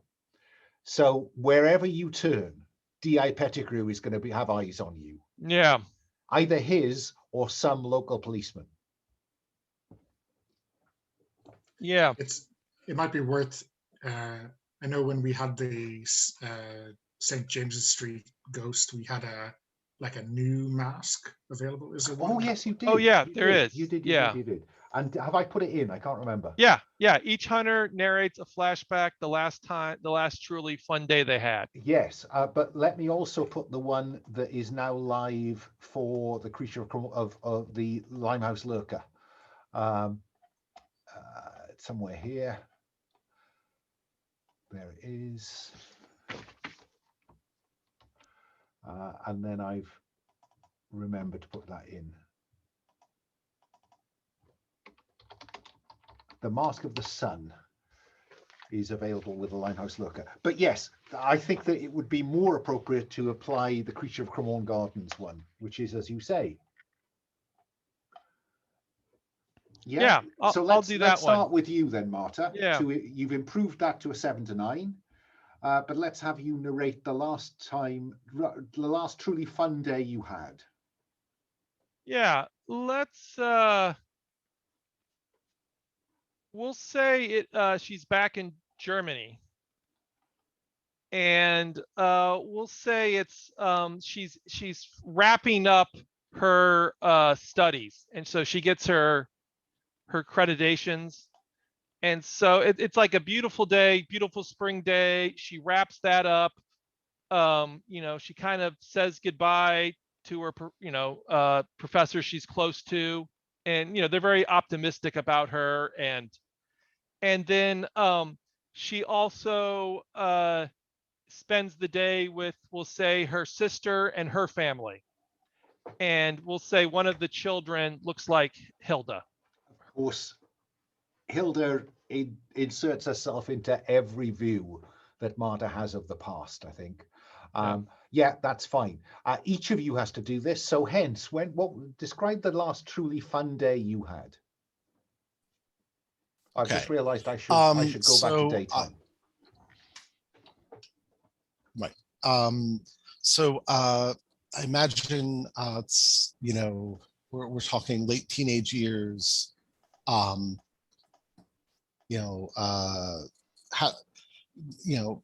Not quite as tall, not quite as stout. The sinister eye is not quite as large. And I'm playing out in the woods, playing hide and seek with my friends. During the you see this for a few minutes, but you never quite see any of the people. You just hear the other kids laughing and hiding in different spots, and Hence is running to try to find them. And it's clear that Hence is, I'm a little too old to do this at this point, but it's still, I'm running and having fun. And then you stop hearing them, and I walk back to sort of the rural manor house that we sort of saw in the previous flashback, and the maid or governess or whatnot who's sort of monitoring Hence, asks, I don't understand why you don't want to play with the other children. And we go back into the house. Yeah, nice. I thought we were going to see their gravestones, but that's just as good. Moore, when was the last truly fun day you had? When was your last Sunday off? I don't think days off are included in the contract of employment with Hargrave House. I think we see a younger but still a man, Moore, lying on a sunny lawn. I think maybe from the setting we understand that it's Cremorne Gardens, but before the current development. He's in a dress uniform, the one without any of his medals, so no ribbons as yet on the breast of the jacket. And he's just staring up into the sky, and I think like the camera slowly zooms out until we see a lady lying alongside him, and just like the kind of summer dress and the tresses of hair. We don't see her face, obviously, but he is just taking it all in. And lovely. So that turned that 6 into a 7 to 9. So on a 7 to 9, how you actually will leave you vulnerable, and you can choose to back down, go through with it. Well, we've done that. So you went through with it, and I will describe what it now looks like. So the complication is that D.I. Pettigrew is mollified for now. But I'm going to say that you have to choose the next time you use night work, resurrectionists, you cannot select face no blowback. I think the next time it crops up, D.I. Pettigrew is going to come and see you again. But between now and then, you may bump into him, but it won't be because he's got his eyes on you. Yeah? Does that seem fair? Yeah? Okay. And so, yes, there you are. But the idea was, I think, that you were hoping to get something from him. Yeah, some more clues, some information.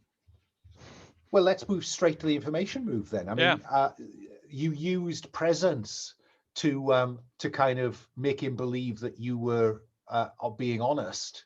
It seems to be logical that conversation flows on with presence to the information move. Excellent. Okay, let me see how this works. All right. Well, okay. Well, I have two questions. Yeah. One question is I'd love to examine a corpse if I had, if he broaches that there are any other victims. No, there are no victims. There are, though. There's the young woman, name escapes me, Beulah Thrum, who was who had a coat torn and the skin underneath broken. So, Okay. so I think you can get a clue from him, but I Yeah. think on the basis of the conversation you had, he will also let slip that Miss Thrum, where she lives. Okay. Excellent. Yeah. So let's have you roll the information move with presence and see what we get in terms of the clue he gives you. I just did presence. Oh, sorry. What? You I did guess it would presence for be- the day move. Yeah. My view is that it's part of the same conversation, Okay. which is really you continuing to lie to him in the hope he lets something slip. Charm in, getting more information. No, Yeah. that makes sense. Yep.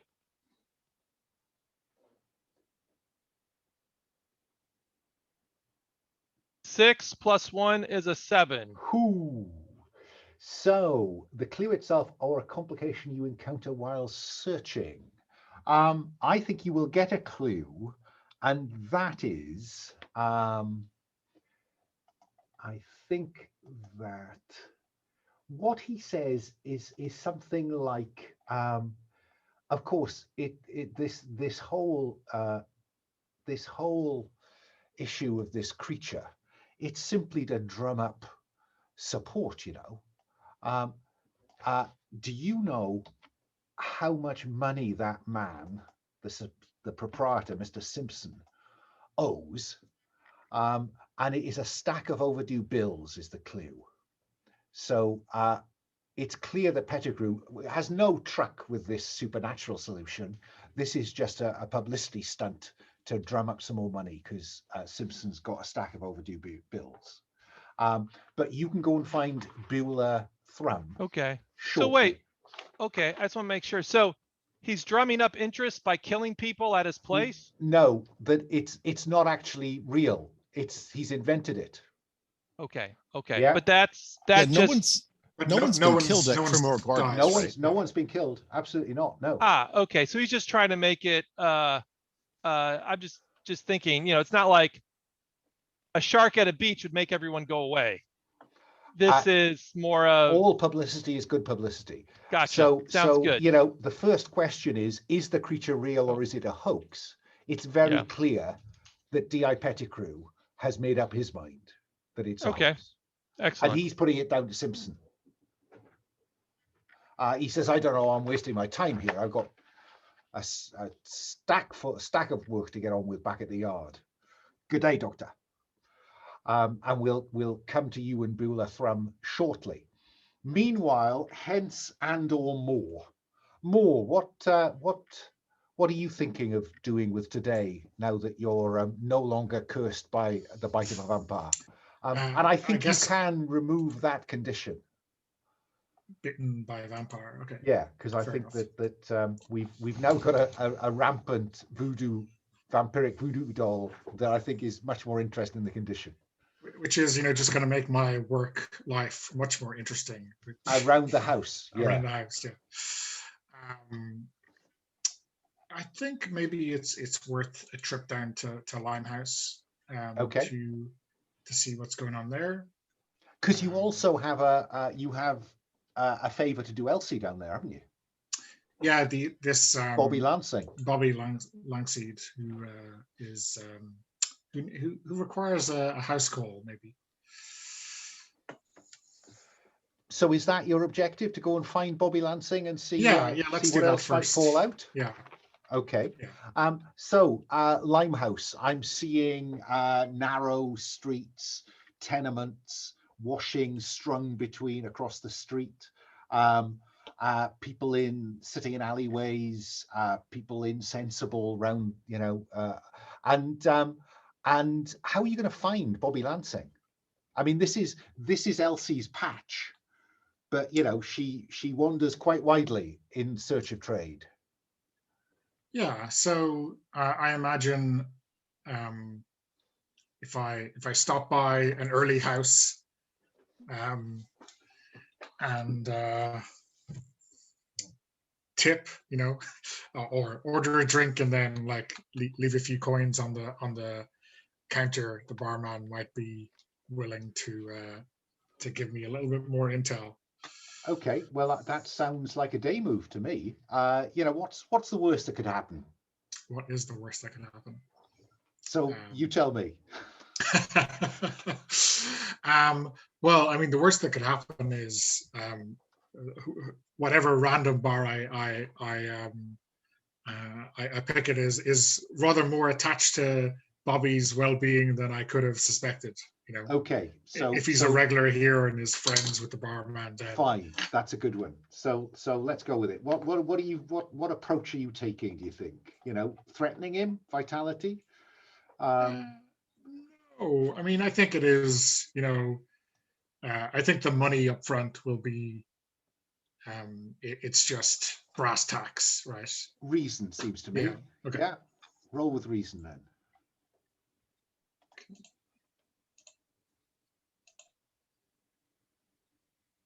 And that is an 8. An 8. So the keep of how your actions could you can check. Choose to back to. Okay. So yes, the barman does indeed know him, and in fact pays him protection money. Okay. So you can back down or go through with it. If you go through with it, the creature describes what it looks like. The keeper.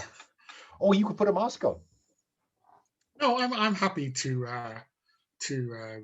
be dealing with someone of consequence. Not to be trifled with. Indeed. And so yes. So in fact, says Bert the barman, here he is now. You turn round to see a police constable entering the bar. Perfect.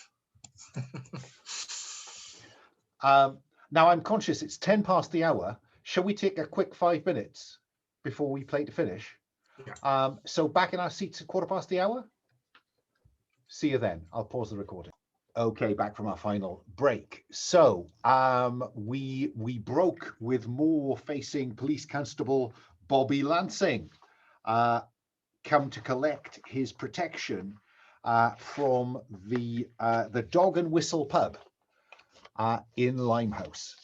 And more, just to remind you, it was outside the pub, the Dog and Whistle, near Regent's Canal Dock, that the body of a Chinese sailor was found, Jenny said, just by the by. Hence, where are you this morning? I mean, this is okay. I'm trying to decide where to follow up things on this. I guess,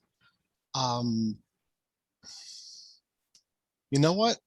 I'm thinking of checking out where those bats were circling. Okay. So that's down in Limehouse. Not a great distance, I have to tell you, from the Dog and Whistle. That seems reasonable. You can't be certain, not absolutely certain.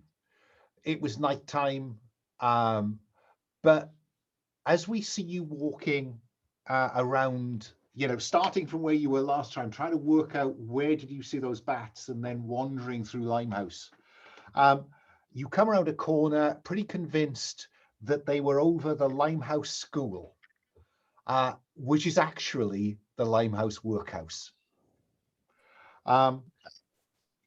Workhouses like this are where poor children are sent to be managed until they are old enough to be turned out, hence. What signs of deprivation do you see?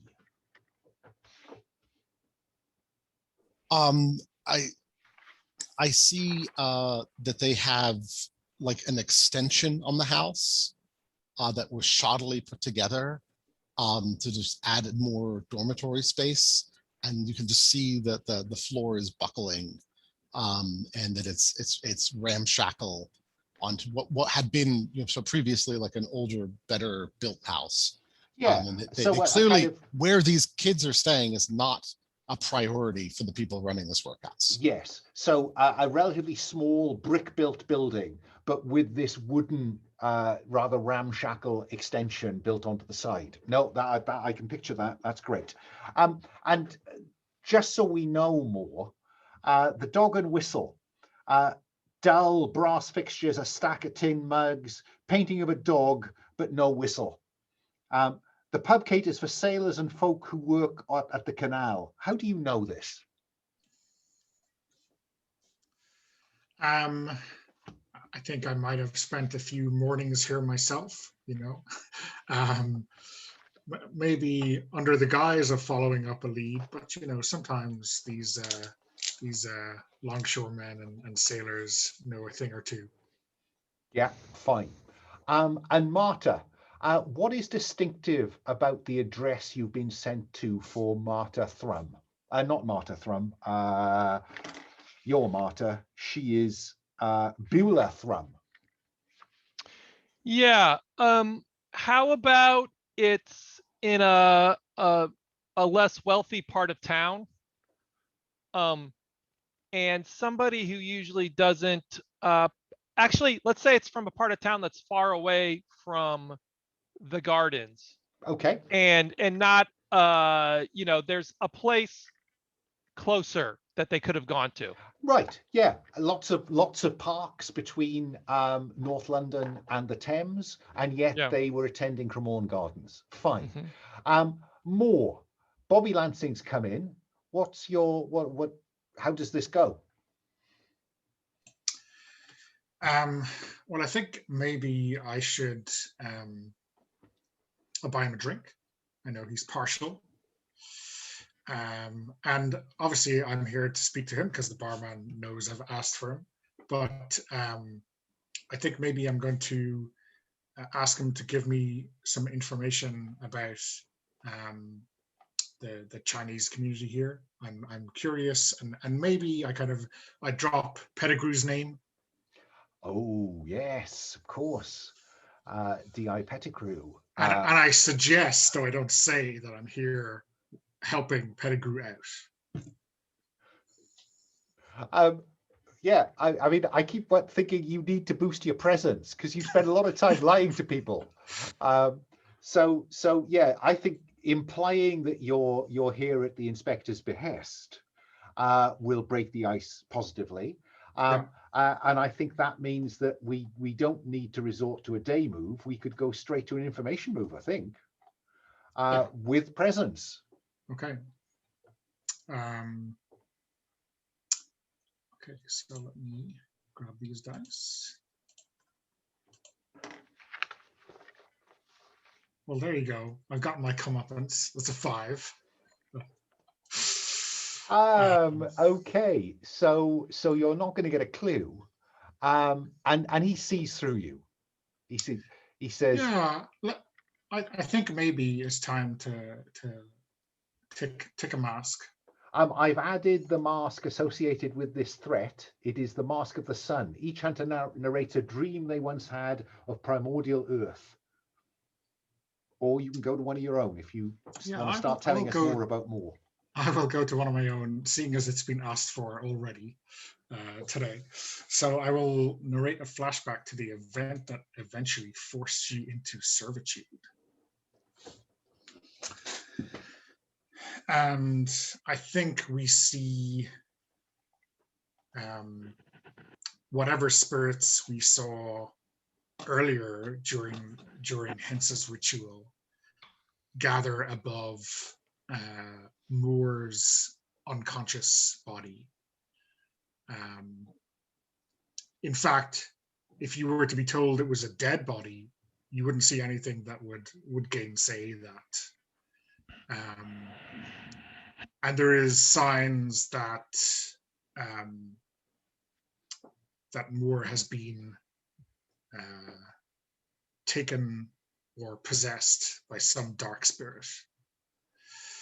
And then we see the figure of Hence above him enacting a ritual to drive that spirit out and maybe capture it, and to bring Moore's soul back into possession of his own body. Oh, that's quite a debt to pay. Yeah. Yeah. So yeah, gosh, that hadn't occurred to me. Poor old Moore. Who knows what happened in Afghanistan?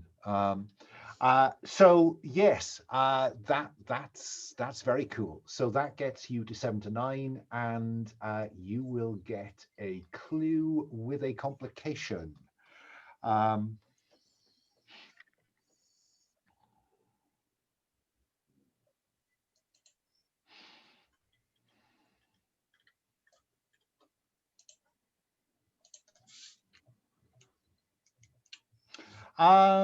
Yes, okay.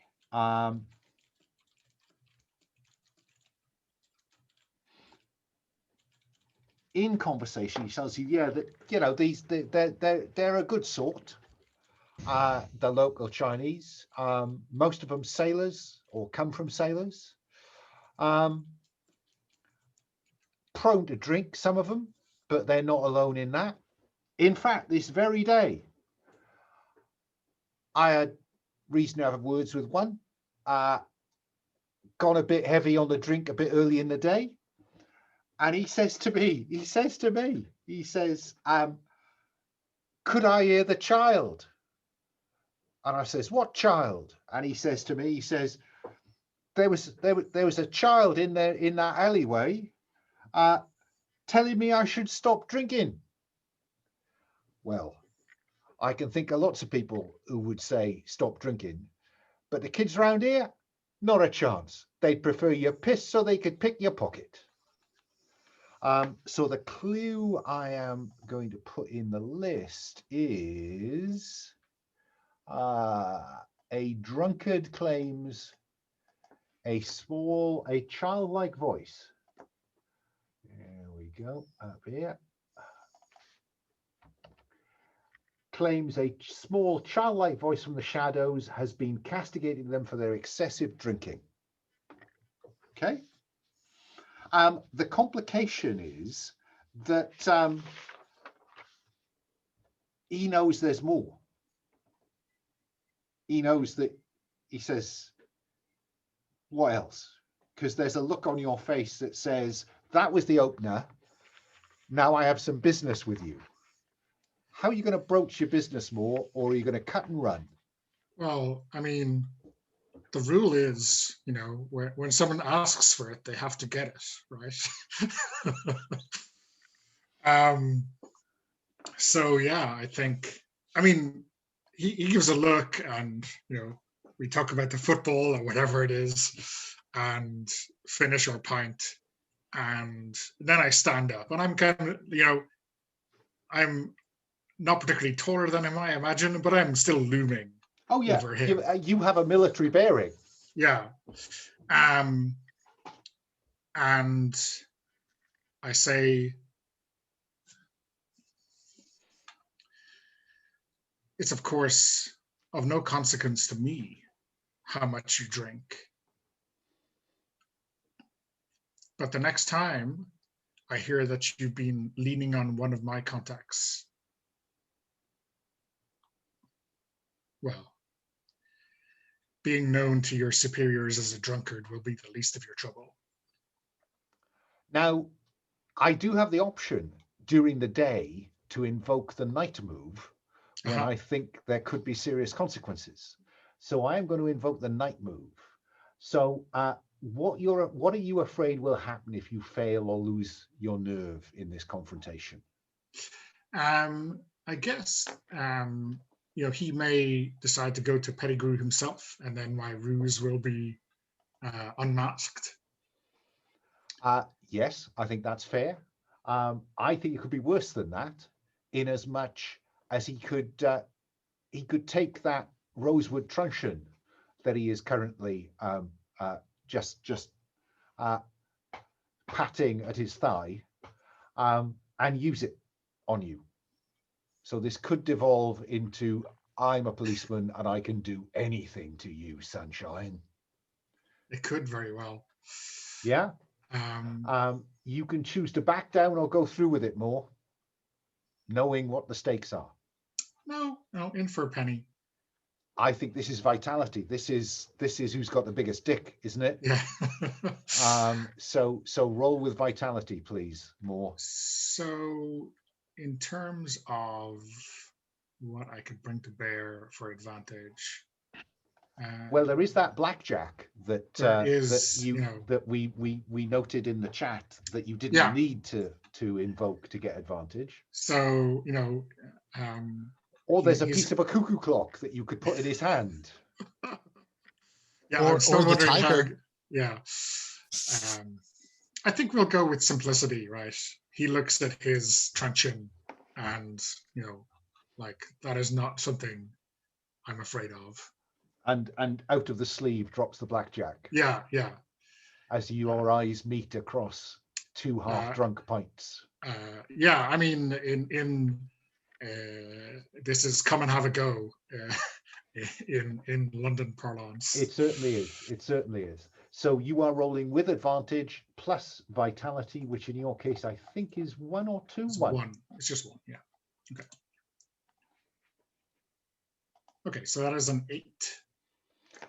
So on a 7 to 8, 7 to 9. So on a 7 to 9, this you do it or hold steady, but there's a complication or cost. The keeper describe what is. I think that Bobby Lansing looks at you. We see him glance down at the blackjack.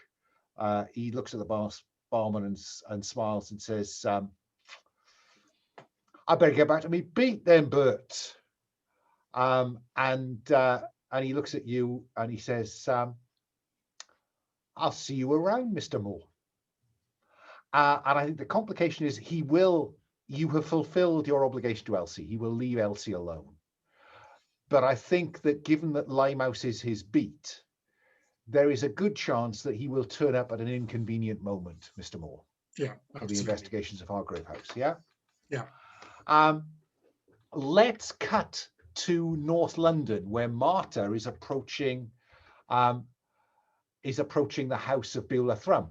But you are distracted, Marta, by an argument between two other people. It's not clear what it's about, but there is an argument between them. And I'm kind of going to anticipate this by giving you a clue, which is an argument between two side characters that you do not currently recognize. So you may have to do some more investigating to find out who they are, but I've foreshadowed a clue, which is two side characters having an argument. And you can perhaps build that into whatever plans you have. And then they go in different directions and you go on to the house. Yeah. Okay. So at the house, what do we see? Yeah. So yeah, I'll walk up. Wait, let me see this real quick. The threats. What was this young woman's name? Beulah Thrum. Beulah Thrum. Yeah. So she's going to look around. At first, she's going to look around the house, see if there's anything out of place or interesting about it. I mean, you've described the house. It's in a it's a kind of lower middle class kind of area. Yeah. Okay. We'll say the house is well taken care of. So it's old. We'll say run down, maybe in need of repairs, but it's not dilapidated. No, that's fair. And so she'll she'll ring the doorbell. And I got to work in one of my personal quarters one of these days. So she has her pressed collection of flowers in a frame for some reason. We'll see if that becomes useful. I think that a maid will answer the door and invite you in if you ask to see Beulah Thrum. And in the front sitting room, you are joined by Beulah Thrum. Pale complexion, flower print dress, doe-eyed is the description I've put in for Beulah. Beulah, yes. So she is. Yes. So there she is. And how does this? And she looks at the flowers and said, "Oh, they're very beautiful." Oh, you like these? Yes. It's something I might get them reframed. And so, well, this won't be too big, but she's like, and there's a framer up here, but I'm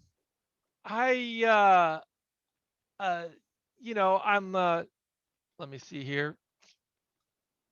Let me tell you now that Yeah. I'm going to allow you to use beneath the skin on a living wound, so to speak.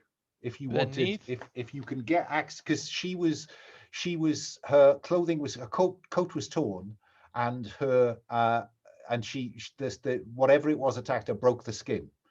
So I'm prepared to see you use beneath the skin to, if you can get Certainly. her to allow you an examination. Yeah. Actually, no. What I'm going to do is I'm going to show her some of my credentials, saying that I'm an investigator that has been looking into the issue at the gardens. That's fine. And the fact that she survived some sort of attack, wanted to check up on her to make sure she was okay, see how she was doing, physically and emotionally. I'm not going to make you roll for that, to be honest, because as long as you're prepared to mark off your certificates. Yeah. I'm prepared to have her give you permission to examine her thigh. Mm-hmm. And I think she's only doing this because you've impressed her with your qualifications and you are a woman doctor. And so she draws the curtains, rings the bell, and tells the maid you're not to be disturbed until she calls for the maid.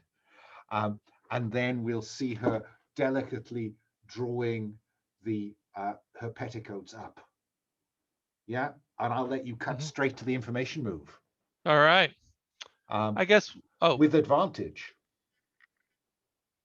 Excellent. And so would that be? It has to be presence, because you've charmed her, or reason or presence. You take the pick. They're the same. I'm just going to do reason because I always roll presence. Okay. Does it matter? No, but. Yeah, I think I have a default of, because most of these are interpersonal, you jump to the one that's the most obviously, but go with reason. Doesn't matter. Oh my God. With advantage, I get a 5 + 1 is a 6. All right. No. Okay, so we'll do a personal mask of the past. Okay. Which mask will you mark? Oh, well, I guess the next one is the happiest day you shared with the person you lost. Oh, Hilda. And what we'll do is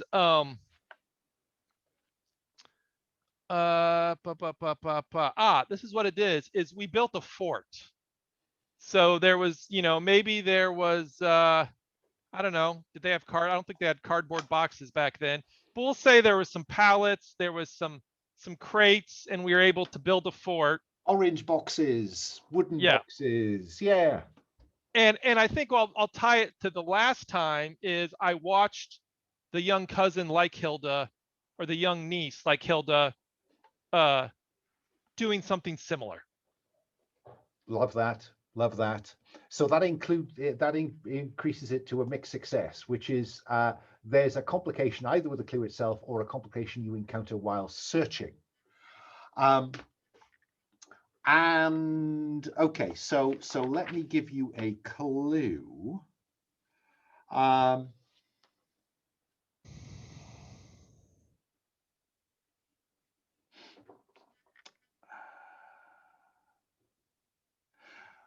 You examine it, and it is difficult to say what caused it. This could have been a real claw, or it could have been a sharpened piece of metal, right? So it's difficult for you to tell whether this is real or not from this single clue. But during the conversation, she tells you how frightened she was. She mostly remembers being scared for Simon, who was with me at the time. He was completely shocked. The color drained from his face. I managed to wrench myself free from the thing's grasp and shake Simon out of his stupor, and then we just ran. But I do remember a rubbery smell in the vicinity of the creature. Yeah, so I'm going to add the clue. Well, yeah, I added you'll see what I added, and you can feel free to modify it or Okay, what do we got? take it off. What do you got? Yeah, stick with that. So you could use that any which way. Yeah, fine. We leave it at that. But the complication is that you then hear some commotion in the hall. The maid is arguing with a man. Mm-hmm. What do you do, Marta? Okay. I look at Beale, or what's her name again? Down in Beulah. here. Beulah. Beulah. Yeah, I look at Beulah, and what is her reaction? Is she embarrassed of this argument? Is she nervous? Oh, she says that's Simon. And we cut to Hence and the Limehouse school, for want of a better word. So Hence, Yes. You've described it to us. What are you going to do now that you're down there? You're pretty certain this is where this vicinity, either this square, that building, or one of the buildings around this square, is where you saw those bats circling. So I'm going to attempt to I'm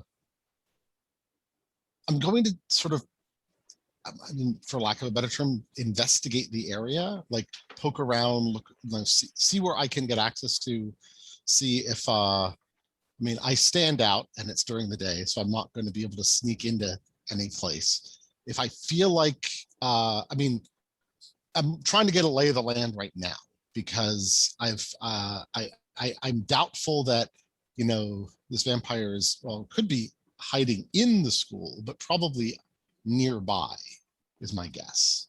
I mean, are you interested in visiting Jenny Johnson's opium den?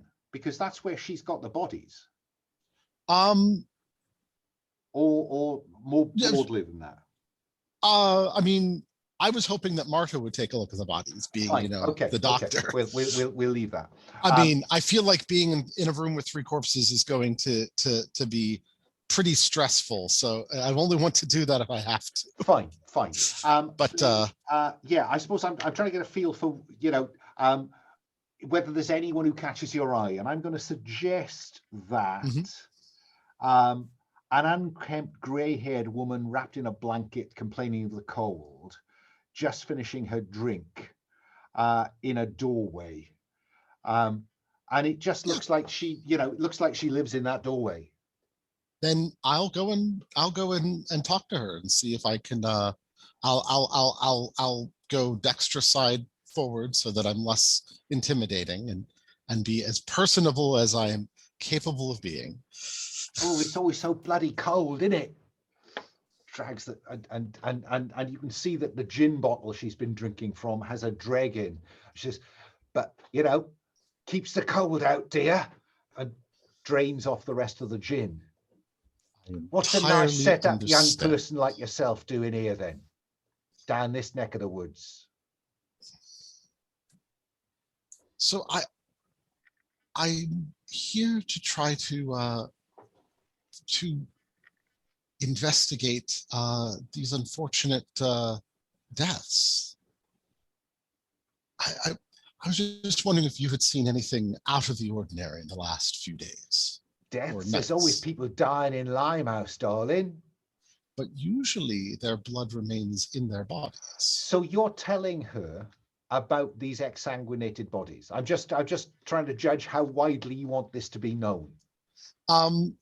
Yes, the problem is I don't think I'm that circumspect, and what it comes down to is I cannot come up with a cover story. So yeah, you do look out of place, it must be said. That right. I mean, it is also one of those things where, like, I am to some extent protected from the fact that this really that she's a drunk, and honestly, my existence would probably be entirely put up to her being drunk. Fine. If she told people. But that's not really going through my head. It's more the I live in a world where all these weird things happen all the time. The idea that other people might not be able to handle that is just not something I'm super empathetic for. Fair enough. Fair enough. Well, she reckons that there's something not entirely natural going on, darling. And some people, they say it's because I like a drink, and I do like a drink. But the honest truth, honest to God, I saw a funny thing. Let's have you roll the information move to see where we get.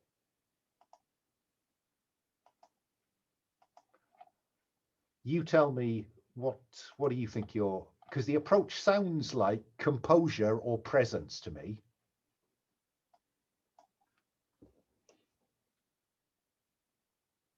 What do you think?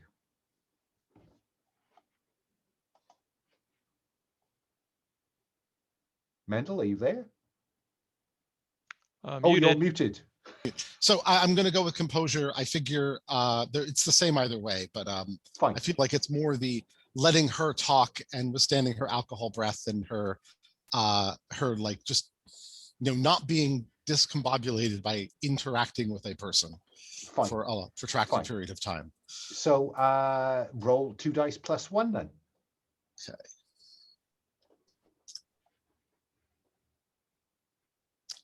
Nice. That's a 12. Oh, it's a 13 actually. Oh, gee whiz. That's boxcars. So. That is as good as it gets, doesn't it? You're not going to tell me that them bloody big dogs was hanging about just...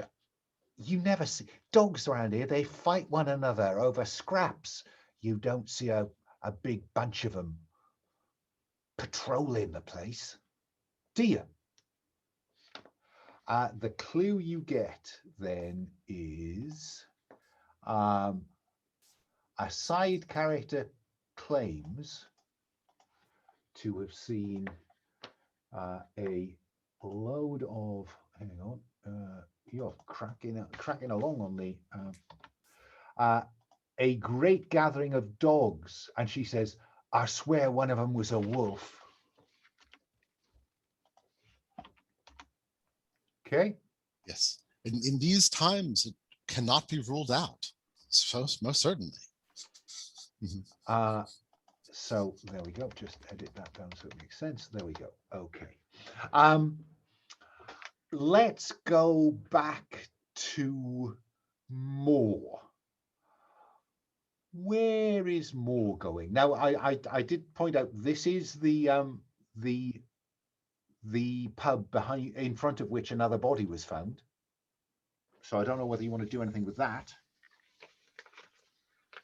So I wonder if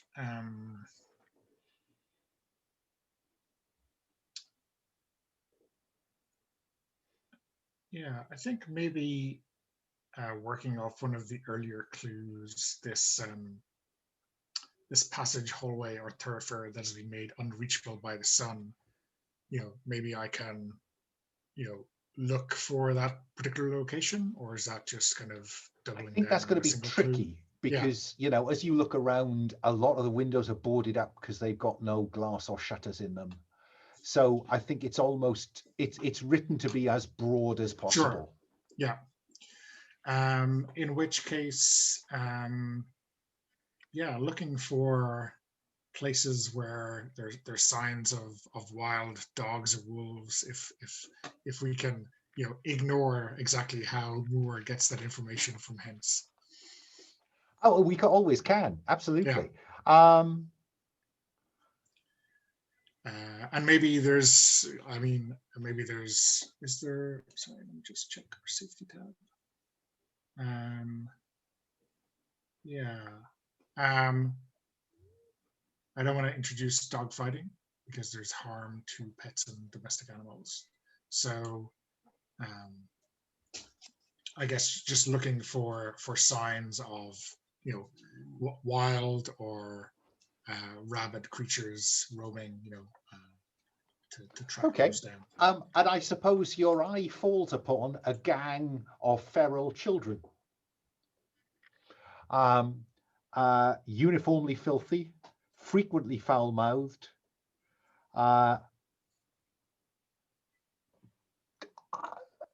Could they be from the workhouse? I don't know. Yeah. But they probably know Limehouse like the back of their hand. Do you think?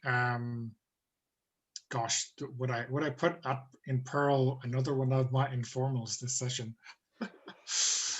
Well, no, remember that having brought, or my reading of the rule is having brought Elsie into play, she can help you with, I quote, any roles associated with actions they help you with are taken advantage. So you could invoke Elsie into this scene. Yeah. So maybe I've decided to meet up with her to tell her that Bobby is off her case for now. And I guess that's all I'll mention. I won't mention anything else. And that's when this bunch of kids swirl around Elsie, saying, Elsie, got anything good? Got anything good? And I think, yeah, maybe using that presence, maybe there'll be a shiny farthing for each of them if they can help me track down these wild dogs. Yeah, it's never too early to recruit the next generation of informals, is it? Exactly. Because they are so disposable, more so disposable. I mean, I don't like that you said that, but you're so obviously this is the reason I need a higher presence so that I keep a couple of these informals around. I've added various children from the Limehouse School. Says Sally, Alice, Jenny, Tommy, Billy, and Bennett. And yeah, I mean, I what's your approach? Is it? Are you aiming to impress them? Are you aiming to charm them? What's the approach you're taking, more? Clearly, if you're a friend of Elsie's, then that puts you in good standing. Yeah, I think it is more like I'm just, you know, I'm letting them know very calmly that I'm not someone who they should be filching from, right? So usually if they swirl around and maybe before they realize I'm a friend of Elsie's, they might be inclined to pick a pocket, but I know the moves, and you know, I pull out. I presume at this stage in the world, farthings are, you know, coins in and of themselves, and not like a penny cut in four. No, they were proper little coins. Proper little coins. Yeah, I remember them from my very own childhood. I didn't think you were that old, Alan.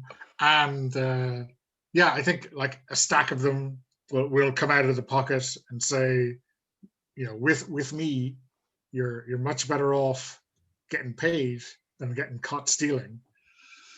And but again, like in the matter of, I've seen it all before, you know, one of the regular informals is a pickpocket, so you know, yeah, I'm just being kind of very calm and matter of fact about it. Composure, I think, in the face of you know, just cooling them out, really. It's out cooling them, isn't it? So yeah, roll with composure then, with advantage. You know, nothing could go wrong.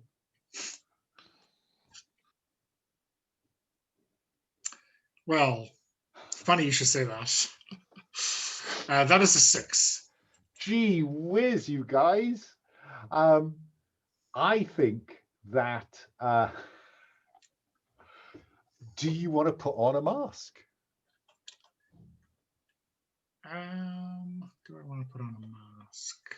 Yeah, let's put on a mask. Which one do you have in I mind? think I want to save the threat mask for later. Let me put on a mask of the future, the moss-covered gate. Unmark the first two boxes on your mask of the past. Yeah. Unmark the first two boxes on your So mask so of the basically, past. I get to go back to the start Yes, yes, yes, of the yes, yes, past. yes, And yes, I yes. think maybe we in this kind of flashback, right, we see more as a kid their age, maybe in a very similar house for um, the poor and unclaimed, some kind of dank orphanage. It would explain how he ends up in the army, wouldn't it? Yeah, exactly. And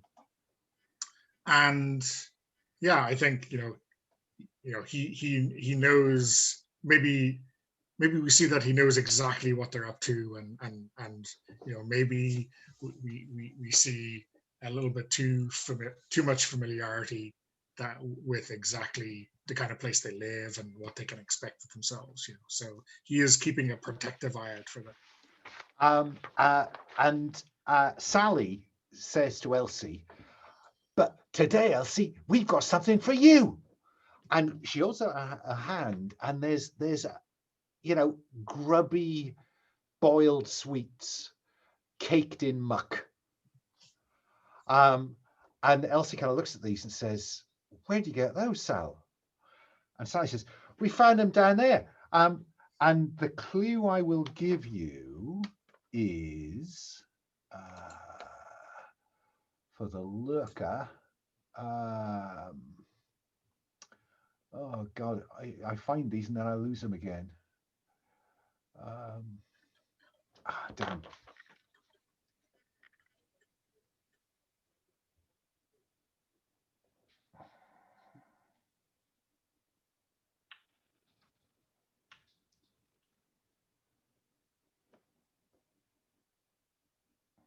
Where is it?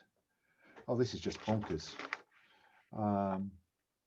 No, I'm going to go for something more obvious. We'll go for, come and see this, Elsie. And she takes you to an alleyway or somewhere where there is a pool of coagulated blood. There we go. Best laid plans. Now I am conscious that it's 5 to the hour.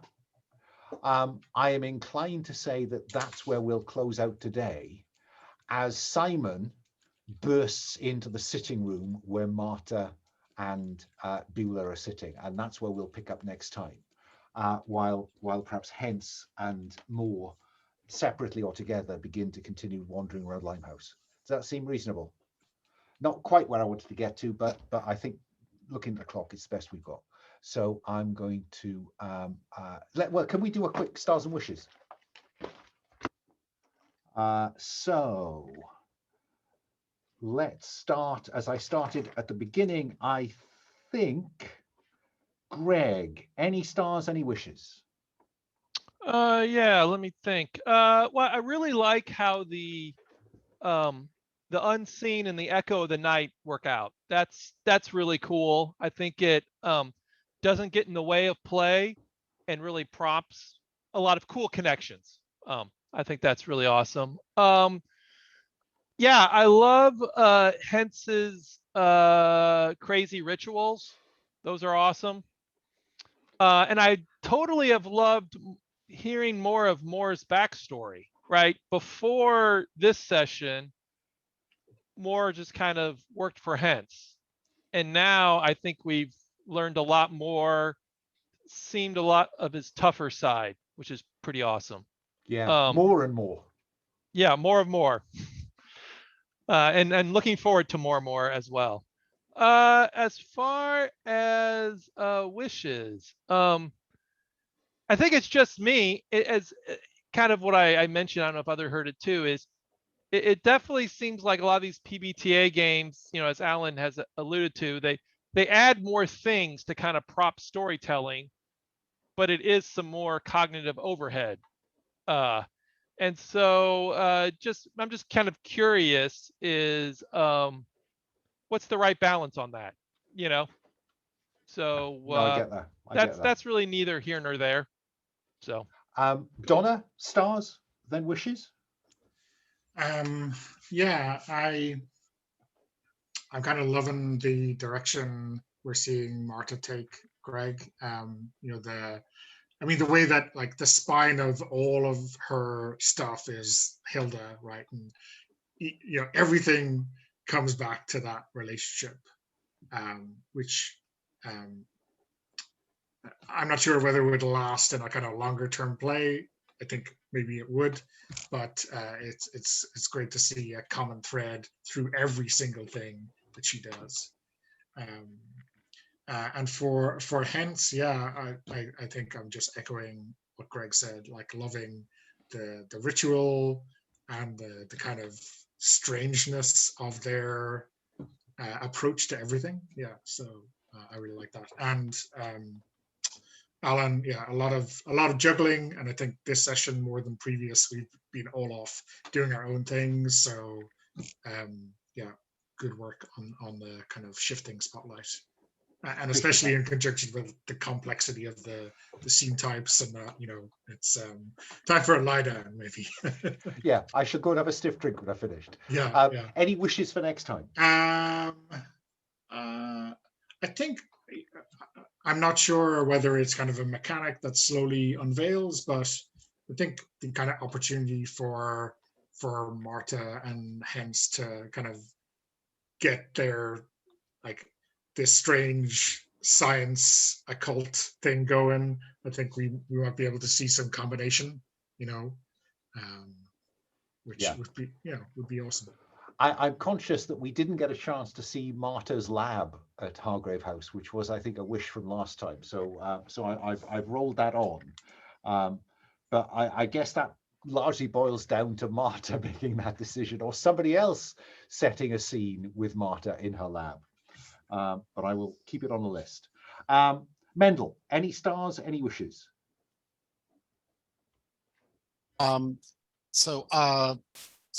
Stars. One of the things I will say is I'm liking the fallout from the grave robbers and that dynamic that's been going on with Greg kind of egging that on, and Alan just letting him. And yeah, I'm also enjoying learning more about Moore. And it's been sort of great seeing how that dynamic's been working. And general, yeah, this game does have had a lot of moving pieces, and I appreciate that they're all being kept up in the air, as it were. Just about a couple of times, just about. Yeah. The one wish I have is I think I'd like to answer some questions, and I'm wondering if that means we have to logistically get all the characters in one place to do it. I don't think it does. I mean, because my assumption is, I mean, Marta, I dragged Marta into a conversation with Beulah Thrum. I wasn't certain in the end whether Greg, you wanted just Marta to have a crack at the question. I mean, last time there was only Marta and Hence present to answer the final ghost question. So, I see this as playing any which way. I don't think we need to fictionally get you all in the same room. Right. Well, it's also the question, do we just say, like, have a metagame discussion to try to answer the question? I think so.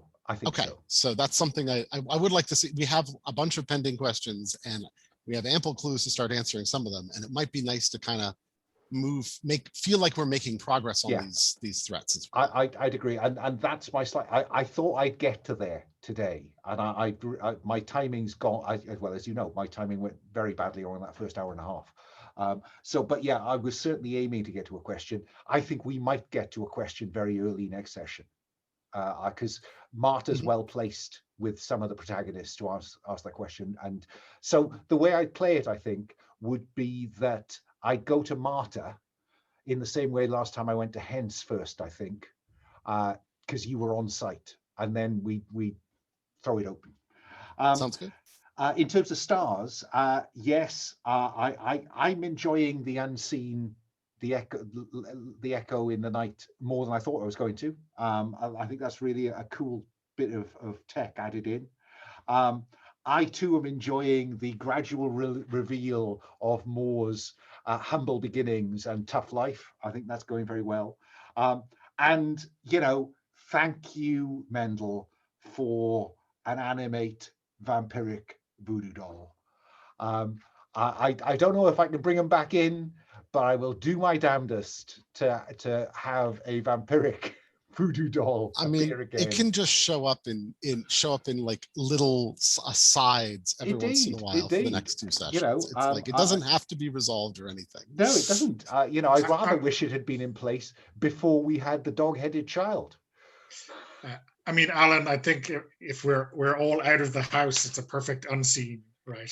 If it That's fits. very true. That's very true. Yes, yes. Oh, good for you. That's, and it would be good practice to write an unseen rather than use the ones Jason has provided.